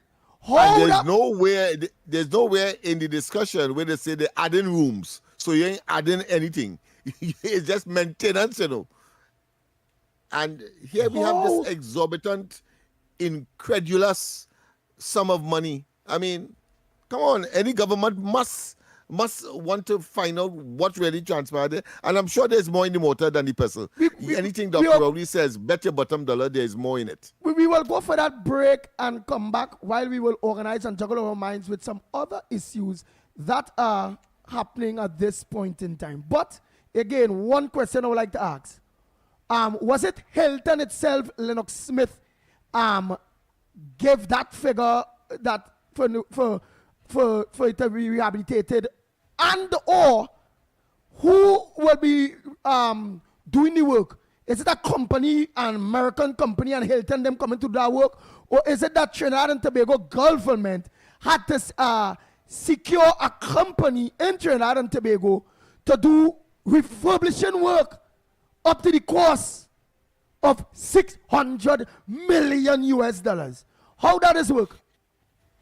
I would have expected that if the facility, the asset, would have deteriorated to such a point to attract the concern of, let's say, Hilton headquarters, then I would expect that they would be intrinsically involved for the upgrading purposes. We are yet to get any specificity in terms of all of these nuances that would make a conclusive determination. That is why I will want to hear from the present government as to what they would have found and why it is that they are now recalcitrant or resistant to making that kind of investment, having regard to the fact that it doesn't seem to be a viable, functioning, going concern in terms of profitability. No, what we people of Trinidad and Tobago are supposed to watch at, indeed, before we go for this break, and Trinidad and Tobago take it serious. Dr. Rowley admitted to all of us through The Guardian that his government already reached negotiations and was in the stage of implementing. That man and his government was so mad and senseless and stupid that he admitted that they was on the stage of implementing $600 million US to upgrade our hotel by that you ain't hearing about no rooms at around nothing and coming up to that kind of money, and them was willing to spend no expansion, just upgrading the existing facility, because that is what the essence of it is. I mean, if you had added some expansion, you could give some kind of justification and take that into consideration. But there's nothing of the sort, just maintenance. So there's more in the motor than the person. I have no doubt. Here it is. Let me go for that break. I want to ask Trinidad and Tobago if it is that a cost just to paint a place, change, galvanize if you have to. Nah, boy. Upgrade the rooms. It's an existing structure, The last time I went to Hilton, it wasn't looking bad at all. But if it's not up to the Hilton standard internationally, or if it go, really? It's $600 million to upgrade or to build a new hotel? USA. So there's several hotels you could build. And that man was willing to spend that, but he said his government was on the urge of implementing that type of money, boy. This man is a madman. Let me go for that break and come back.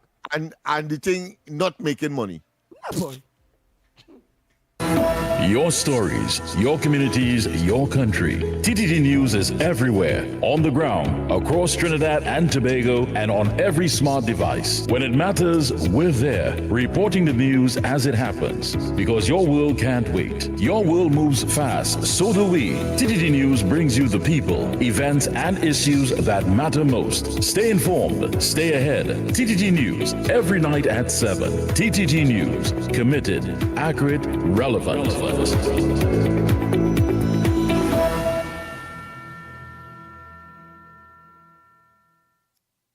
Any views or opinions expressed on the Ground Report are solely those of the hosts and callers and do not represent the views, policies, or official position of Talk City 91.1, its management, or affiliates.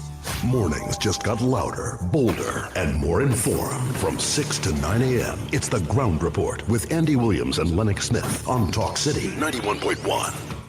This is Destra, and you're listening to the Ground Report on Talk City. Keep it locked. Bang, bang, bang. Bang, bang, bang, bang, bang, bang. Trying to go, before I go to the next topic, I want to hear your thoughts before we go for the top of the hour here. Now we're going to bring to you the news by TTT, your news source, right here on Talk City 91.1 FM.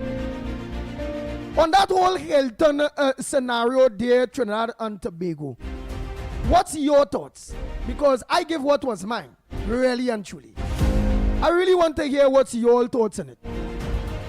Because I see whereby if they had remained in power, while pensioners' pension never raised, while it's open there that Hilton hotel is busting, it's not making money, while they never sign off on many wage negotiation deals through the unions and them, while they had offered people 0.1, while Jesus Christ, while they closed down Petrotrin, while they're sending home plenty people, while borrowing a set of money too, in the midst of all of that, they was willing to invest $600 million US dollars, as said there in the papers by Dr. Rowley. You know what money is that? That money there, if we pump that money right now in the housing sector in Trinidad and Tobago, we can heat up the economy. Where the government had our money and start to build new houses with that kind of money. Like masons, carpenters, like technical jobs, like real people, vendors, like transportation, making money. We say vendors already. That is entertainment and all, because people working, making money.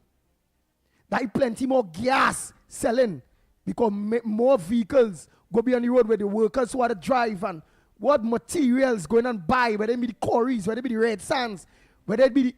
That is real money. I would have quicker spent that money to heat up the economy in the housing sector, taking a page from Manning book. But Rowley Van them wouldn't do that. He will never take a page from Manning book because it had some good things that Manning did do. Jump high, jump low. All the lines are open. I want to hear what's your thoughts, short and sweet.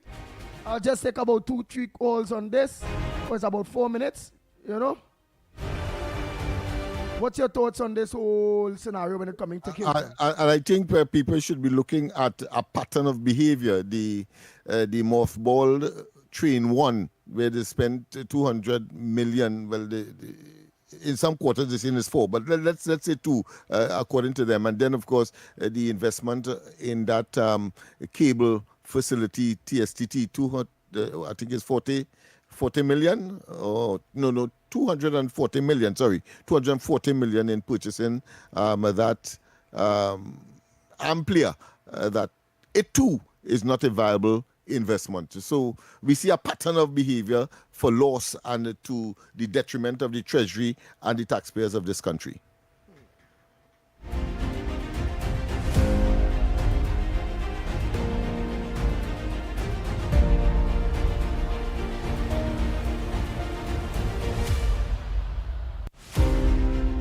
Well, Lennox Smith, it looks like, and Snipey, it looks like people like they agree with the little editorials by myself and Lennox based on Hilton, because they have opportunity to give their thoughts, and it's like they don't have no thoughts to give in that.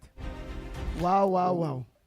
Well, I suppose we probably have spoken for them, so they see no reason why they must call in. But even if you agree, then call in and say that you agree.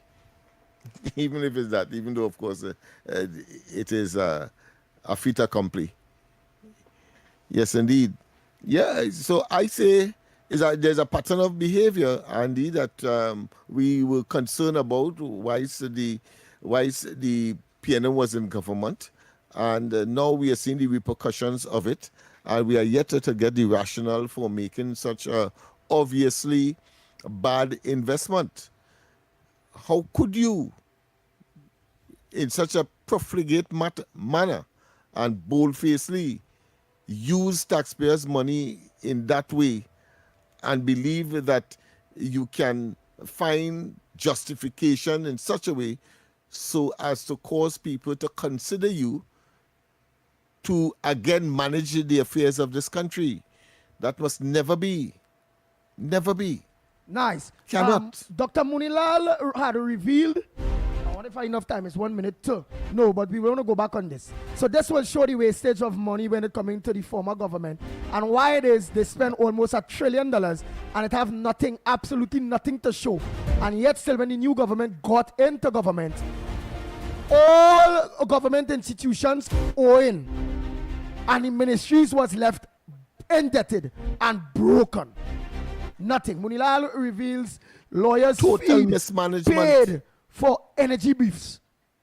Dr. Rudal Munilal, energy minister, revealed lawyers' fees that was paid for energy briefs. Imagine energy is something that is make money, and then pay lawyers big money, big briefs. Aye, boy. Yeah, but I mean, the classic case is the same Vincent Nelson in another iteration, in another dispensation. He was called upon, and the Privy Council says, listen, how you could give us a one paragraph saying that take out that matter that the previous meaning the UNC administration took to court are talking about the later chairman of Petrotrin in court. Why would you do that? Having regard to the amount of money. But let's go for the break, and when we come back, more. Yes, it's news time.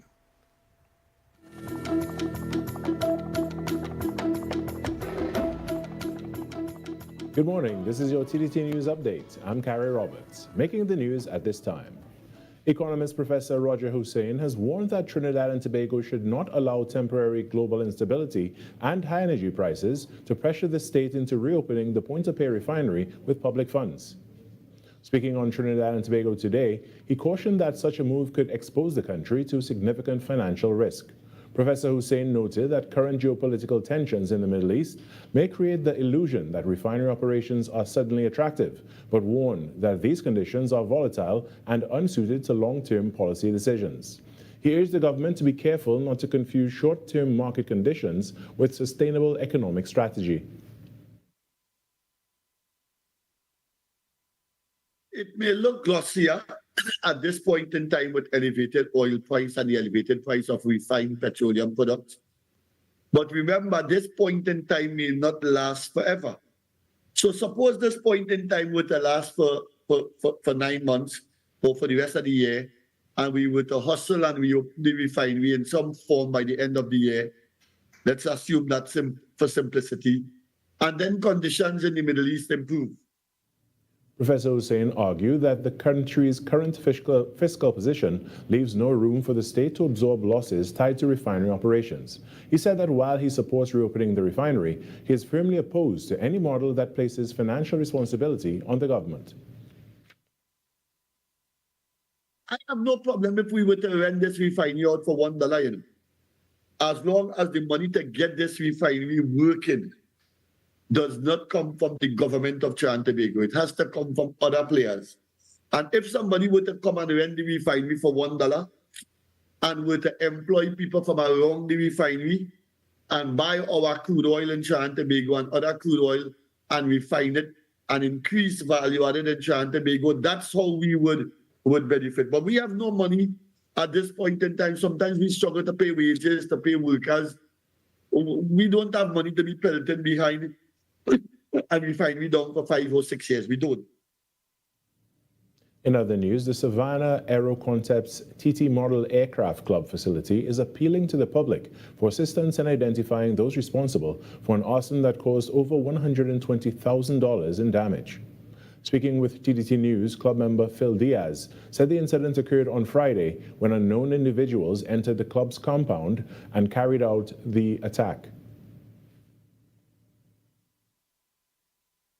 Is assistance from the public to help identify the persons or person responsible for destroying our club.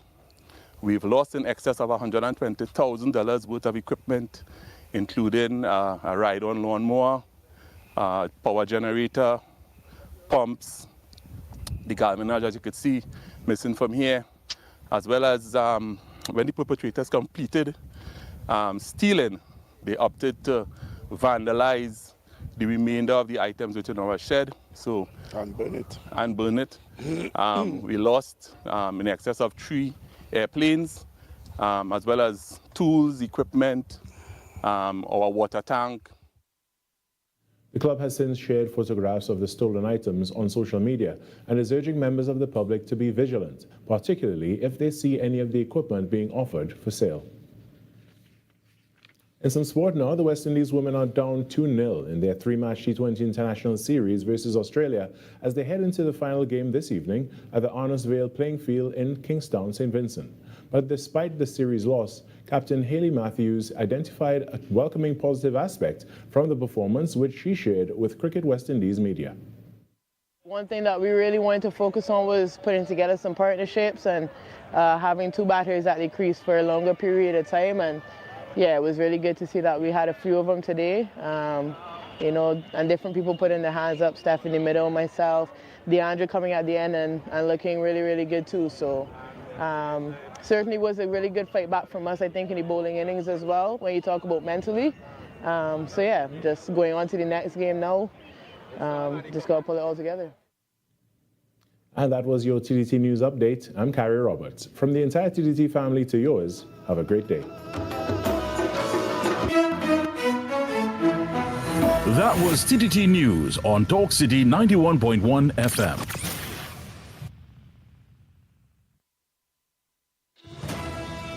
Government has officially granted a lease for lands in Chaguanas, bringing closure to a matter that remained unresolved for over 2 decades. Minister of Land and Legal Affairs and Minister in the Ministry of Agriculture and Fisheries, the Honorable Saddam Hussein, confirmed that Cabinet approved the lease on February 26, 2026.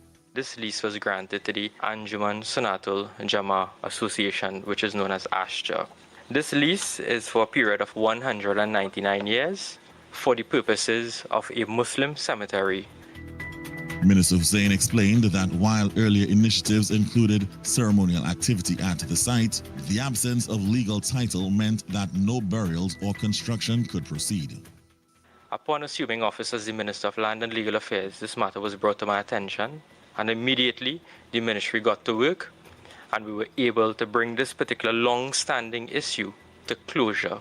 There are development works that will have to be conducted by the ASHA, and the construction of their facilities, they can do so now because they have title. A cabinet minute does not give title. A deed of lease registered, transferring title, gives them that security. And that is what we did as a cabinet.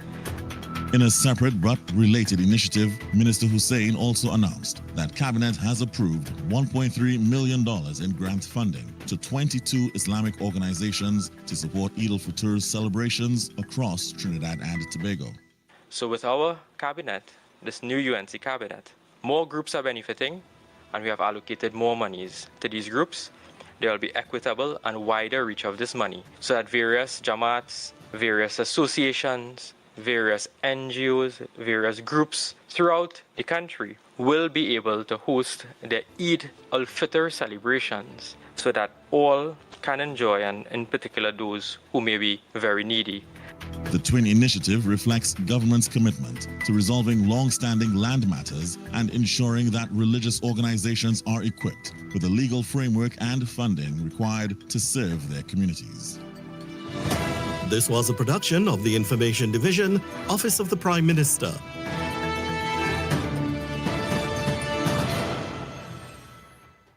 Talk City 91.1. Bigger, bolder, and more powerful than ever before. A brand new era of talk radio is here. This is Destra, and right now you're listening to Talk City 91.1. Keep it locked. The Ground Report with Andy Williams and Lennox Smith.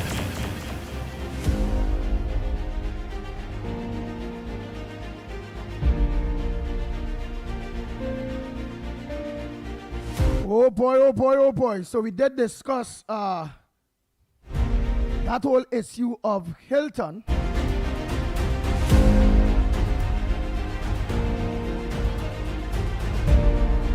I also see here that the former CPEP board member sued over $1.4 billion pre-election contract extension. Just now, let me just get that. Yes, is that. Our Protection and Enhancement Program Company, CEPEP, Chairman Joel Edwards and 10 former board members are facing a lawsuit over their decision to approve a 3-year extension for contractors just days before last year's general election. On Thursday, lawyers representing CEPEP, led by senior counsel Anand Ramlogan, filed the case alleging breach of fiduciary duty, negligence, and deceit by the former board. This is the first lawsuit launched by the current United National Congress, UNC, coalition government over decisions taken by a state board under the previous People's National Movement, PNM, administration. The defendants are Edwards, Geeta Rampersad, Kurt Bernard, Thomas Sanwa, Wendell Williams, Yinka Jagbir Garcia, Camille Hussain, Maurissa Smith, Robert Lee, Brian Rock, and Michael Seals. CEPEP is seeking significant compensation, including having Edwards indemnify the company for any liabilities arising from the mass termination of contracts by the current government in June last year. According to court filings obtained by Guardian Media, in late March 2023, an official from the Ministry of Local Government and Rural Development approached CEPEP Chief Executive Keith Eddy regarding the contract renewals. The filing claims Eddy consulted Edwards, who allegedly assured him that Cabinet had approved the renewals. The lawsuit states that Eddy was also contacted by former Minister Faris Al-Rawi, who requested that the renewals proceed but did not provide any written approval. The former board, relying on Edwards' representations, approved the extensions in round-robin vote days before the April 28th election. Seals abstained from approval but did not raise objections. CEPEP alleges Edwards made false representations and used deceit to secure the renewals, which could have resulted in approximately $1.4 billion in expenditure. In each case, Mr. Edwards acted dishonestly, knowing the statements were false or misleading, or at least made them recklessly without genuine belief in their truth, the company's lawyers said. The lawsuit further claims Edwards failed in his duty under the Companies Act by not seeking legal advice or considering the financial implications of the renewals before presenting them for board approval. He failed to ascertain or disclose to Mr. Eddy and the other directors critical financial details including JECTED costs, funding sources, cash flow profiles, and termination exposure, preventing informed judgment, the filing state. Nice. Let me see Lennox Smith. So the government is suing these board members, right, which I want to believe, oh boy, which now, if they lost that case, these board members had to fine $1.4 billion. That a fine damages. Of course, the court will determine that. Yes. Well, this is a very serious precedent being set with board members now. That is a precedent was set for all board of directors that are on state boards, you know. Of course, and that where is if what they is make required bad in Federal decisions, to be they have to good pay back with their money, you know. Yeah. Notice the reference we made with respect to Train 1, for example. All what that transpired there is that the chairman there was transferred to as the ambassador to Suriname. Remember that? When, of course, some of them frontally said, listen, I want security to sign on this money that they know would have been unnecessary, and there was a lot of internecine quarreling and recriminations, but the instructions was given from high up, the level of the cabinet. But but that case with that train 1 or 2 is train what one did they pay for? 2? Train 1, yeah, train 1, so, over 200 million. Right, yes. so it couldn't function, it couldn't, yet still they spend money, so they say, to maintain it, to get some kind of advantage, which of course would have come anyway, the advantage that they eventually said that they got from it. All right, so the time passed, so the statute bar passed for that, whereby for the government to be able to sue that board for their role in throwing away 200 and something million? Well, I don't think so, and if it is pretty close, but I would not doubt, having regard to the deafening silence of the present administration and the utterances of the Attorney General, that may be the other, I would not be surprised, the other matter that will find itself in the civil court system. Nice. Did you get that meeting for us with the Honorable Attorney General? Because it has some things that we need to raise I have pursued it, and I expect that information will be brought will return, where of course we'll set up a date and time. Wow. I will love that to happen, whereby a precedent will be set, where all board members will understand and will have to understand that after they make various decisions, politicians can leave them in the open for they to end up now having to lose their homes, their cars. If they have anything, they could lose it because the money will have to be retrieved from them. Yes, that's right. Wow. Yeah, that's right. Yeah, I mean, this is serious business because the CEO has made it very categorical that he was taking instructions from persons from whom he ought to rightfully given the chain of command to take instructions from, which of course is both the previous minister and that of the chairman of the board, who were intrinsically involved. Of course, the matter is sub judice. We don't want to try it at this stage, only to put in perspective and what is in the public domain to share with the public. Which is Trinidad and Tobago, the former CPEP board members are sued for over $1.4 billion pre-election contract extensions. That's on the, what page is this? On the essentially the claim is that no instructions was given by the cabinet to so do, and therefore they did it on their own volition and should be held accountable and culpable.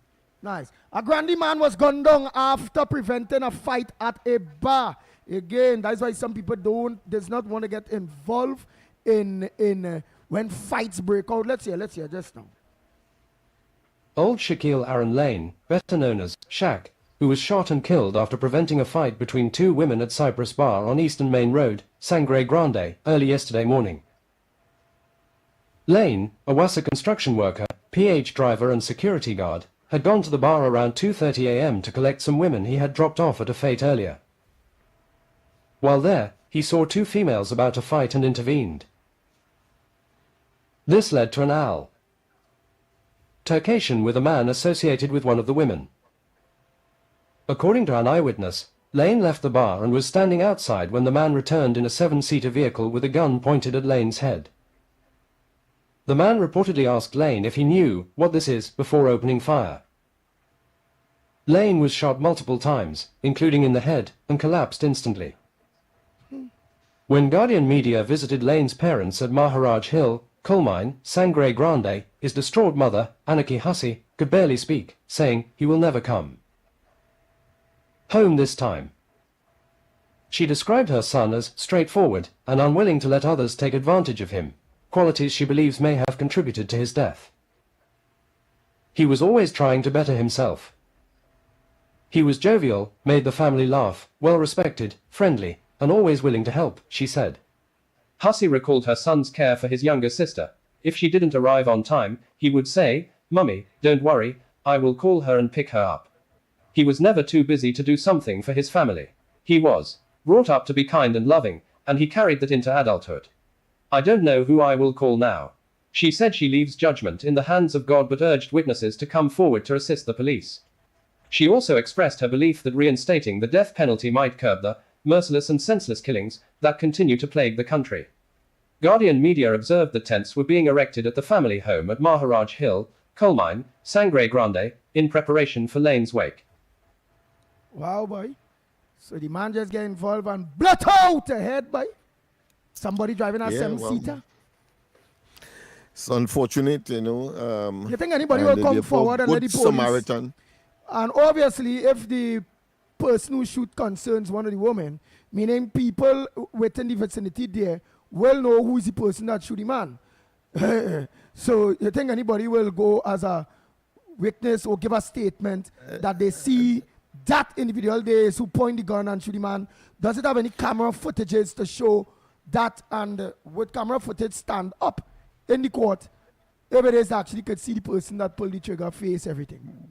Well, with respect to the latter, there is legislation that is being pursued or contemplated to make, of course, incidents like this captured on camera be part and parcel of the witness or the evidence for matters such as this. With respect, of course, to persons coming forward, having regard to the phobia and the fear of people with respect to getting involved at all, I am not optimistic that will happen.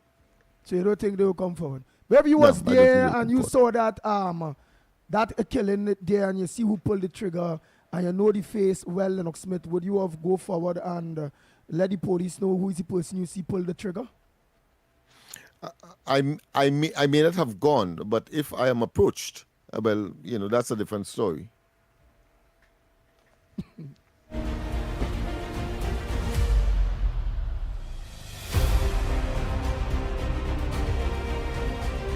Oui, Papa. Yeah, that's how it is. So that is why I have always regurgitated very fervently and solidly that the police and the law enforcement agencies asking for public cooperation. I think they have themselves to blame in major, not in total, but in major, as to why people have that skepticism, as to why they will not come forward to give evidence, even if they see, even if they know. And that is something we have to grapple with and give people the confidence from the police side, because we look at the whole question of police association with the elements that may be part of the perpetration. And then, of course, we look at the inability to secure conviction. And then we have a very poor record of witness protection. All of those combined tells you, well, listen, it does not pay to be civic-minded. Boy. Boy. Yeah. Snipes, if you was there and you was approached or whatever, would you have let the police know, well, who you see come out the 7-seater and, you know, who pulled the trigger? Would you have be a good Samaritan, be a good citizen, and let the police know who you see pull that trigger, Director Snipes? I want to refrain from answering that question. But you could take that as a no. I want to refrain from answering that question in this society. Yeah, I mean, I explained it, of course, and he succinctly said, well, you know, he preferred to refrain. And to me, that suggests he is in concurrence with the analysis that I would have given earlier. Boy. So that's supposed to show everyone in Trinidad and Tobago. Let me say a But I pleasant can good ask morning. you the same question, Andy. Before you go further, what you would have done? Wait, let me organize here because it have people on the lines that I had to take some callers here. People calling, man. You have people on the line now. But go ahead. Bring them forward. We accept that. Yeah. Morning caller. Where are you calling from? What's your contribution on the ground report this morning? Good morning to the Magnificent Tree. You know I calling from Grandy Andy. Yeah. Two things I want to think what you're debating there. The first thing is the Hilton Hotel. The Hilton Hotel, now you have to remember, is owned by the Trinidad and Tobago government. They're just using the brand Hilton, right? And because it's an American brand or American company, we had to pay them in US currency. If it was Ghanaians running it, we'd be making a lot of money because the Ghanaians money is much to ours. So because now we have to pay them. Wait. We have to pay, so the $600 alleged $100 million US dollars that Dr. Rowley talked about is to give to Hilton self, or that would have been the cost to refurbish or uplift the Hilton. What it was? Yeah. Because you're talking about we had to pay the brand. Is to uplift the Hilton because remember the hotel. Right, but by Hilton self, but by Hilton self, because you said the US money, or by Trinidad and Tobago locals. Well, you see now, the money had to go to the people who run in the hotel, right? So it will go in US currency, but that is to the upgrade of the Hilton, which have to be done within a 3 years period. All right, but the people who run in the hotel are Trinidad and Tobago, the government of Trinidad and Tobago. So why we have to pay that? Why we are? You see, I'm well confused. I wonder if Lennox Smith understands.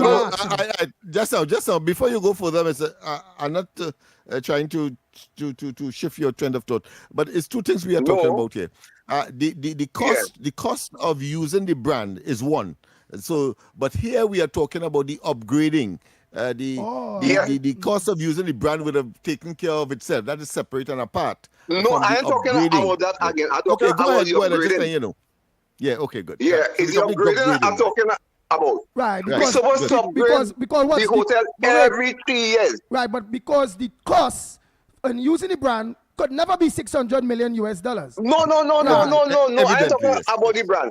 Right. I just say that the hotel is ours. Right. But the brand running it is in America, that the Hilton. Right? So we the government now have to upgrade the hotel, not the brand. You understand? Because our hotel. All right. And why that?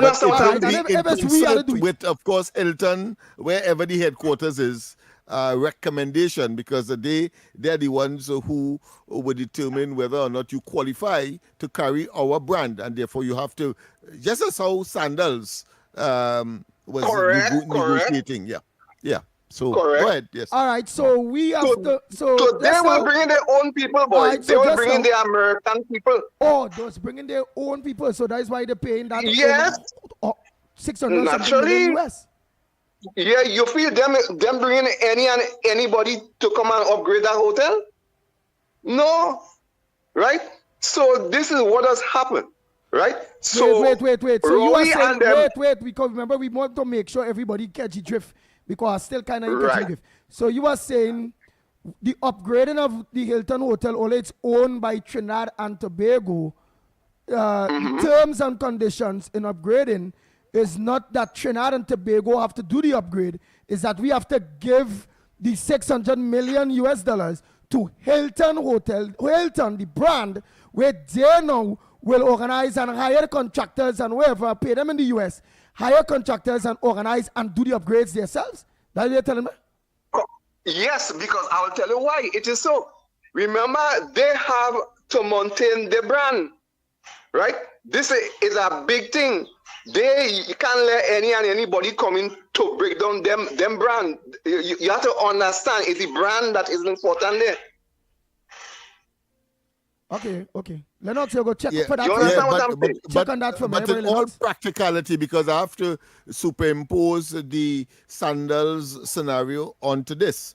Correct. And what will happen? what in all practicality there must be local input. So, but it will be supervised and directed and controlled in terms of quality, in terms of standards, in terms of materials, etc., by representative of Hilton, just as was the case with Sandals. Sandals wouldn't allow Trinidad to just build a hotel just so. They will come in with, of course, they must agree with the space available, the location, of course, the architecture, etc. A major input will be played by, of course, the owners of the franchise. So, but there is a local input as well. Yeah.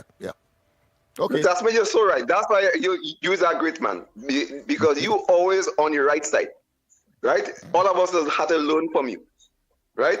I understand. You're not an easy man. Yeah. Thank you very much for making that so. Andy, I could say more things, but I don't want to keep up because other people have to talk. Okay? All right. Okay, so that's why they had to pay it in US.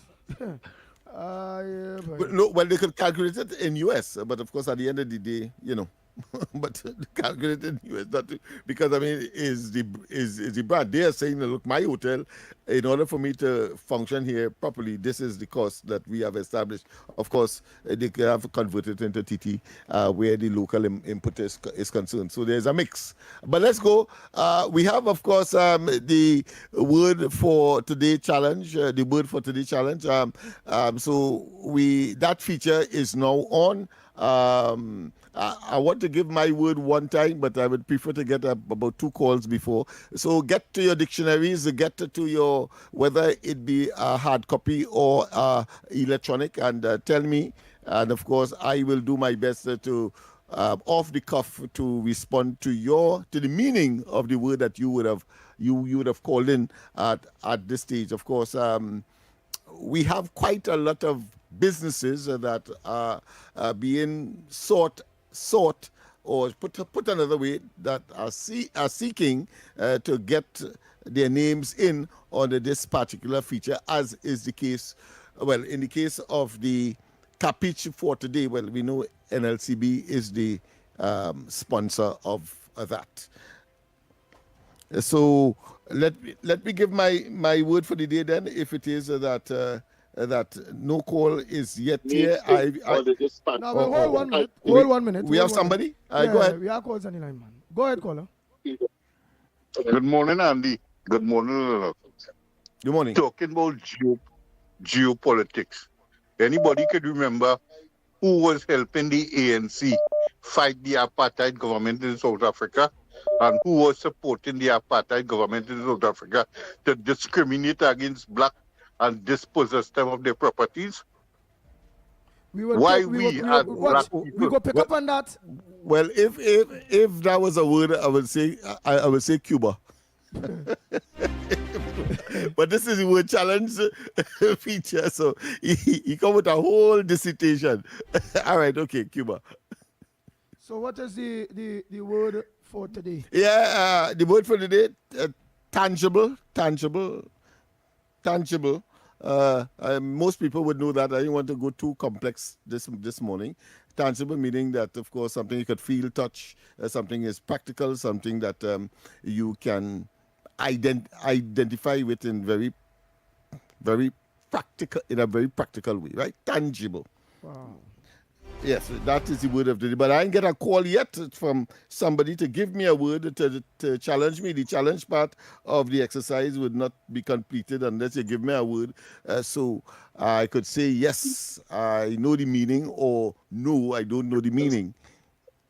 Go ahead, caller. Word for today. Yes. Give Lennox Smith a word. Right. Let's see if you know the meaning or you don't know the meaning. Right. I have a word from Mr. Smith.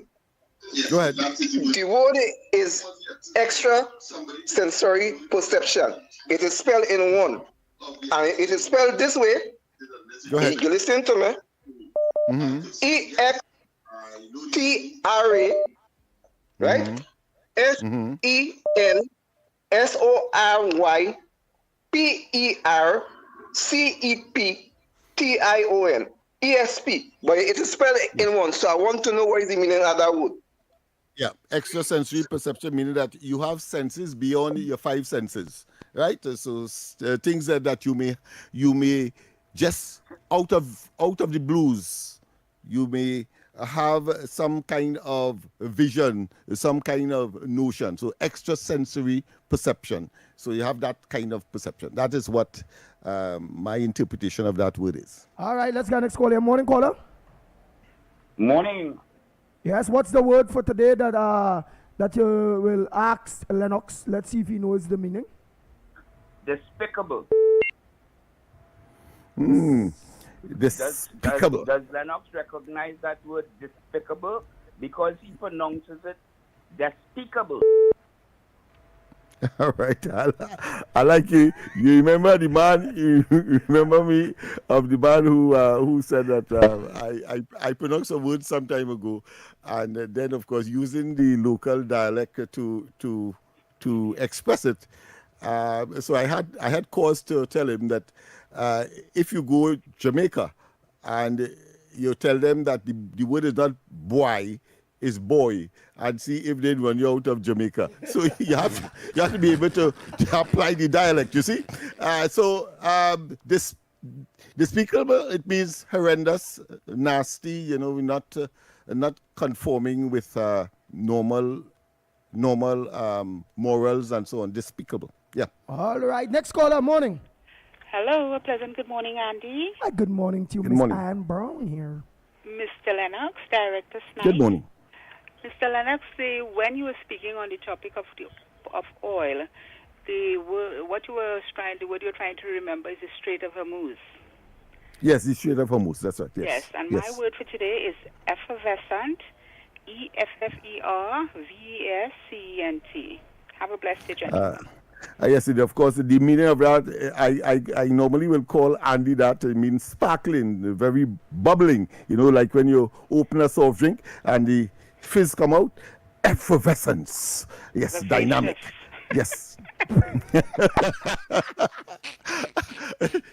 Some people are amazed, but I think I have a knack for that. So you would, I suppose people, and I want, very important, I want the children, whether you at university, whether you're at secondary or primary, to take note and please call in and, it's a good exercise. Have your dictionary close by, whether it be a hard copy, as I said, or an electronic one, and let's do the test, because the more expansive your vocabulary is you are able to express yourself even better. And Go ahead, more caller. perfect. Yes. Last one. Morning, Lennox. Morning, Andy. What's the word? Good morning. My word is controversial. Aha. Go ahead, Lennox. You'll call back controversial after this. Well, of course, questioning things that you would think you take for granted, but certainly it does not conform to what is expected, and therefore it becomes controversial. And that's essentially what that is. But we always see him as controversial as well, because he never conforms to what is expected, and therefore the what one expects is not what you will get or what you understand, and therefore it becomes a controversial issue. That's something like Dr. Rowley. Nice. I hope you write down those words and them and have them. All what it is the people said, make sure you have them down, so we'll have an idea of every day what was the words that was asked upon you, and what was the word you give for the day. Okay, so Trinidad Tobago. So the word for me is tangible. Tangible. Tangible, meaning that put your hands on. All right. Tangible. Yes. So we have come to the end of that feature. Yes. Okay. And we go for a quick break and come back. When we come back more right here on the Ground Report, we'll be back. Your stories, your communities, your country. TTT News is everywhere, on the ground, across Trinidad and Tobago, and on every smart device. TTT News, nightly at 7. TTT News, committed, accurate, relevant. Tune in to the Holy Trinity Cathedral program on Talk City 91.1 FM every Wednesday at 9 p.m. Mark your calendar. It's a great way to stay connected with the spiritual reflections, uplifting messages, and community updates right here with us on Talk City 91.1 FM. This isn't just radio. This is your voice, your city, your platform. Who else? Talk City 91.1, where the conversation begins. This is Destra. Right now you're listening to Talk City 91.1. Keep it loud. Bang, bang, bang. Bang, bang, bang, bang, bang, bang. Trinidad and Tobago, we are back. How time flies, eh? Time check. It's 37 minutes past the hour of 8 o'clock, and you're listening to the Ground Report. On the Talk City 91.1 FM, and you're also viewing us and listening to us on our several social media platforms. Nice. So now the lines are open to you, Trinidad and Tobago. Your voice notes and your calls are open. What's on your front burner this morning? You heard the various front burners in which we raised there, right? Which is the Hilton and that cost. All right, let me just take this this voice note here. Andy, see if you could get in touch with Nasser Hussein. He was a forester in Forestry Department. We used to work together. And let him know what's going on with that piece of estate. That is part of the Komoto Savannah. That is that ecosystem piece of land here.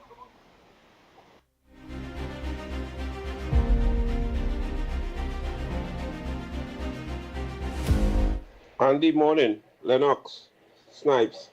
Andy, the gentleman who calling and saying that Hilton upgrading their own thing and we have to pay them in the US. As far as I understand from the thing when you all played with Rowley, they say that Venkot was handling that, you know. I could be wrong, but to me, that is what I heard, you know. I'm not sure. And one more thing to mention again, Andy, and I tell you, every week I come in with this, you know. Burn the guns and the drugs in public for me, please. Thank you. Morning, yeah, well, of course, just to correct that, caller is Unicut, not Vemcut. Vemcut deals with vehicles, but Unicut was supposed to be. So we vented that already. Good morning. Morning, Lennox, Andy, director, and all the listeners. I'm back inside again. A second contribution for the morning. Mm-hmm. Let us congratulate the government for bringing a lawsuit against the CPEP board. Now, precedent has been set already with respect to the life support board, where they were found wanting with respect to fiduciary duties, right? So said, so done. Now, we have to listen carefully to our Attorney General. We know the playbook. I'm coming for you, and you. Who was the AG that brought the court action against the people in the Piarco airport? It was JJ, right? With advice from and former Attorney General, a fellow by the name of Ramesh. 2, look what happened when the lawsuit was filed against Malcolm Jones, who was the executive chairman. KCR said, no, you can't file it against one person. You have to file things about the whole board. The end result is they get a 2x4 legal opinion from a fellow by the name of Casey Nelson, and they pull it off. Likewise, when Ken Julian had to account, they pull it off too. So this time, I believe people who squander taxpayers' money will be held accountable. And I believe the former AG, Anand Ramblegan, is prosecuting this case. He has the experience with the Malcolm Jones. He has the appearance of what loophole the PNM could try. So I have total confidence that the man who say we know the playbook, the man who has the experience, the current AG, and are coming for you, those former board chairmen, including a police officer who was head of the 2nd Division, they are policing, all of them jumping up and going, have a nice morning.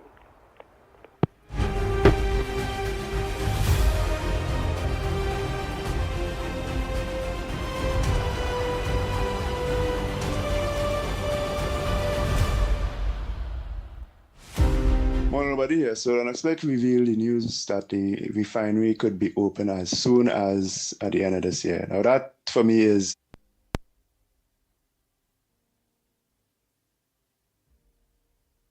a real stretch, but if it's true, that is excellent, because what is happening in the world today, Trinidad and Tobago is about to be at the core of the oil and gas industry in this part of the world, because we are the most capable and developed downstream industry in the petrochemical world in this part of the world. Venezuela had been ignored by its rulers, the Chinese and the Russians, for over 20 years, right? Our refining capacity as Trinidad, although the refinery is closed, 175,000 barrels a day, is close to what Venezuela can do, which is less than 300 per day, right? As strange as that sounds. So our refinery can serve massively, and in fact, I think we need another one, all right? So getting that refinery going really quickly, getting our downstream industry going really quickly, will encourage more and more petrochemical companies to come back, as well as new ones to come. And for industries that need high energy, like steel, and guess what? An iron mill is already announced to be built for over $4 billion US, 2,000 jobs, and so on. So it's going in the right direction. And the best thing the government can do to keep that train chugging is to get that refinery open, and they've done it. Now, I don't know how they've done it. I don't know who will be owning it. It doesn't really matter at this point.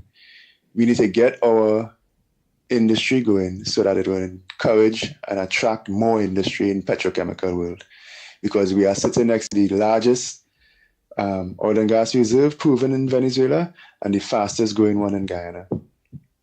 And neither has the downstream industry we have.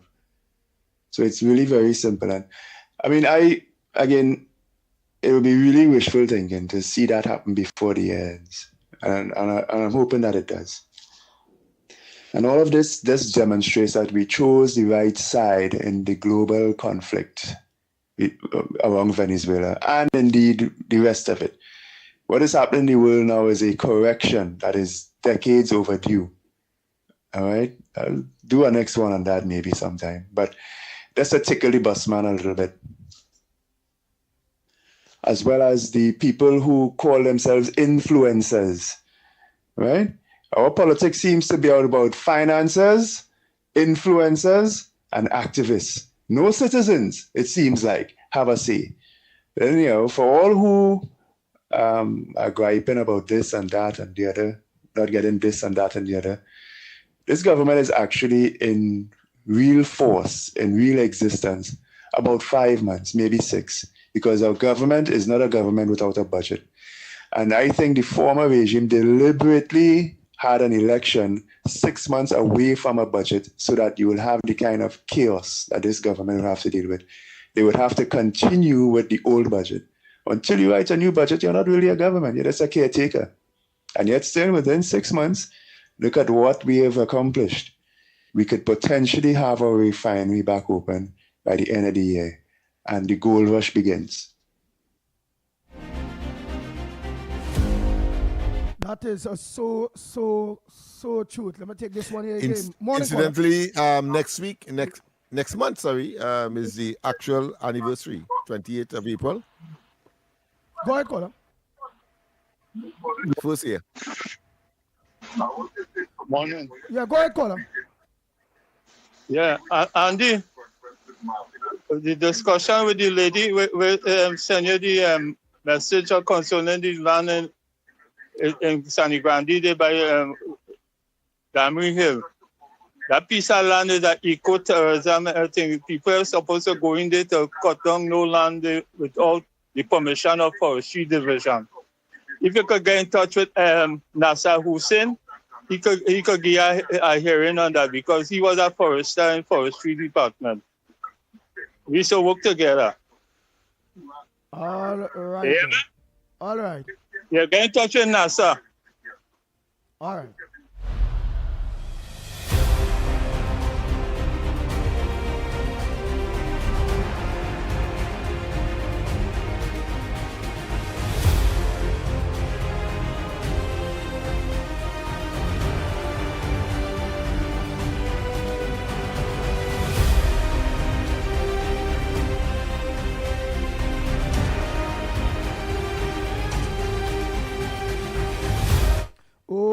boy.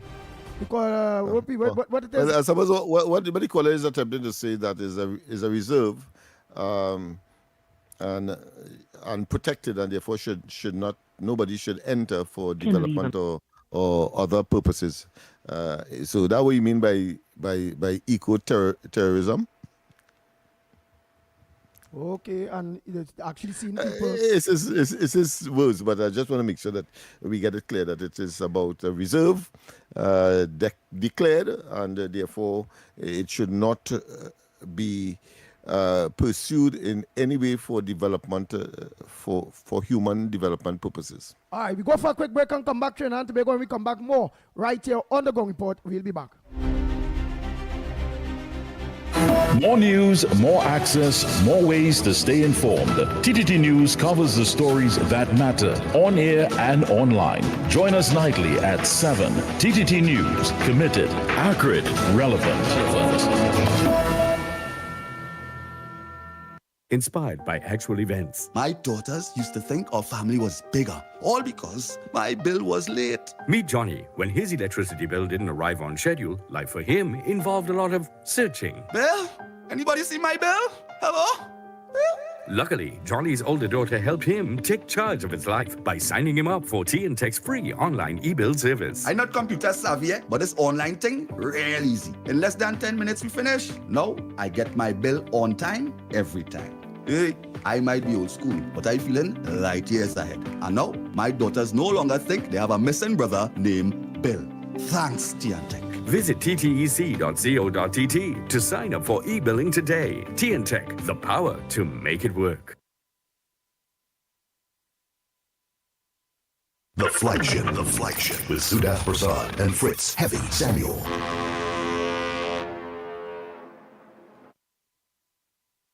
The microphones are down and the boots are laced up. This Good Friday, the top media houses of Trinidad and Tobago are stepping off the air and onto the field. Get ready for the Intermedia Football Cup 2026. Come out and rep your favorite media personalities as they clash for football glory and bragging rights. The best part? It's free. So bring the family, bring your coolers, and don't forget your vibe. Friday, April 3rd, Police Barracks, St. James. It's football, energy, and excitement. Kickoff at 11 a.m. The Intermedia Football Cup 2026, powered by TTT Limited. For more information, love, follow us on social media at TTT Live Online. No glass bottles allowed. Intermedia Football Cup 2026.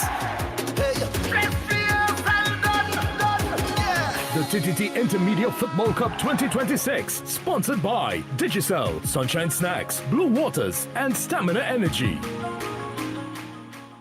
This is Destra, and you're listening to the Ground Report on Talk City. Keep it locked.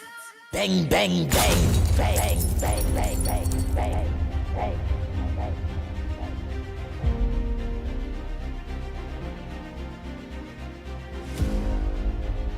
Andy, good morning to you, Lennox, Mikey, Nigel, and to everybody out there. You know, I don't know how people could be so dishonest and disingenuous, you know. Busman so loved Julian John.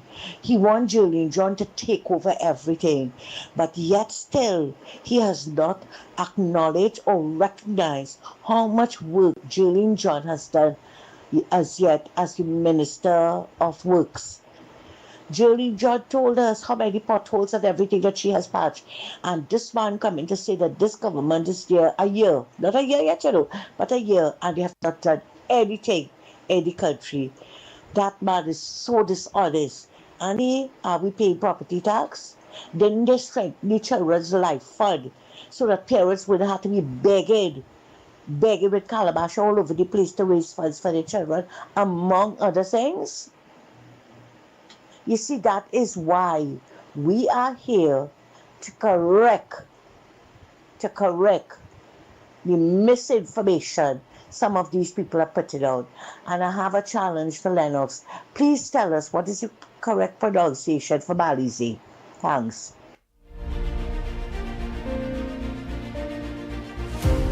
What is the correct pronunciation for Balize, Lennox, man? she pronounced it, but I suppose we would have called it a very particular name when we talk about, of course, blood money and there's a word that I was using very frequently during the campaign. No, but I don't think that that is Balize is the proper pronunciation for it. I don't think that is the proper pronunciation. Balize, BALISIE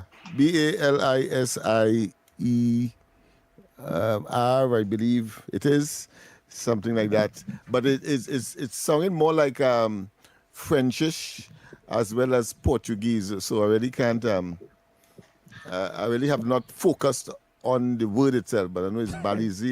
Maybe because of pianist you said you never studied that as a word. Anyhow, call a morning. I know that Balize. Morning, Andy. Morning, Lennox. Andy and Lennox. Yeah. Morning, Andy. Morning, Lennox. Andy, I'll singer for the last 9 years plus. I hear the anniversary the 20th next month. I hope somebody could take it in consideration and marry me. Because I suffer for the last 9 years plus. I know who could be that good minister in the cabinet. Single, you have to continue that voice. What is this? You have to continue with what? Go ahead, continue with it. All right, Andy. April the 20th is the anniversary. I'm looking for somebody to ring on my finger because I suffer for the last 9 years plus. And I was out there getting tear gas and balling. Lennox, remember me, Andy? You was running and the young one was running long, boy. You was balling for the eyes, boy. Yes. Well, I'm looking for a little help. I'm looking for a little help, boy, Andy, boy. I suffer for the last 9 years plus under the last regime. And my people on them Wi-Fi 1012, they're like they're blowing black smoke on me. I hope they can pouring on my finger next month, the 20th. Bless all the ritual safer. Love. Only on the ground report. Just force you to be out of character. Man, looking for somebody to marry them, boy. What I'm telling you, boy, that man ain't good in the head, you know. Norris always say that. Norris say. Andy, I know what telling all you that man is a madman. Maybe they look at the married to the voice. But I don't think. Anyhow, let me not say anything about that. Yes, so. What again we have? Busman earlier, Andy, when he made his contribution, talked about, as Ms. Santa Cruz rightly observed, that he's giving commendation to the minister responsible for the clearing up of potholes, having made decisions and having been working. But he said that for the last year, nothing has been done as far as potholes is concerned. But what I thought was hilarious, he usually will give you these kinds of ludicrous statements. He said that vehicles going down in these potholes and they're losing their tires, but and the tires come off. But he does use bus. I wonder what happens there. Boy, boss man really mad, you know. Let me hear really and truth, but the man saying truth. Let me hear what boss man saying truth, boy. I'm going back to play that because I say, well, he does use bus. I want to know if the same bus has gone down the same pothole and lose the tires. Now I had to play back that, boy, because I really did hear that and I know I was going to ask you about that. I really was going to ask you, but I never hear about nobody hit a hole and the whole tire gone, he's saying. Gone, he's saying. So the car going one way and the man who's steering or who's the driver watching the tire somewhere on the right of him, either going ahead of him or the side of him or the back of him in the rearview mirror. I don't know. That's my interpretation. Dino pothole, that crate. I can understand. A canyon. But go ahead. Boy, let me not study. Let me go back here now to the paper and say that some other things that are very, very interesting. Very, very interesting. Listen, and this to me, I start to watch it a little different now, even a little more different now. Boy. But listen to news. Riddled with bullets. Murdered business. Omay of murdered businessman's son riddled with bullets. Guy's Trace, North Oropouche, on Saturday evening. Pen fire on the home of the son of murdered businessman Danny Guerra at Guy's Trace, North Oropouche, on Saturday evening, leaving residents shocked and concerned. No one was injured, but the house was riddled with bullets. Residents said the property is located within a gated community with controlled access, requiring identification for entry. They questioned how the gunmen gained access, noting that the main gate is the only entry point. Neighbors are calling on police to question the security guard on duty. Some residents said they are now living in fear following Guerra's killing at his office in Vega de Oropouche and added that his family has been forced to limit their movements for safety. One resident said tensions remain high and warned the situation could escalate further. Guardian Media was unable to gain access to the gated community during a visit. Police investigations into the shooting are ongoing. Home of murdered businessman's son riddled with bullets.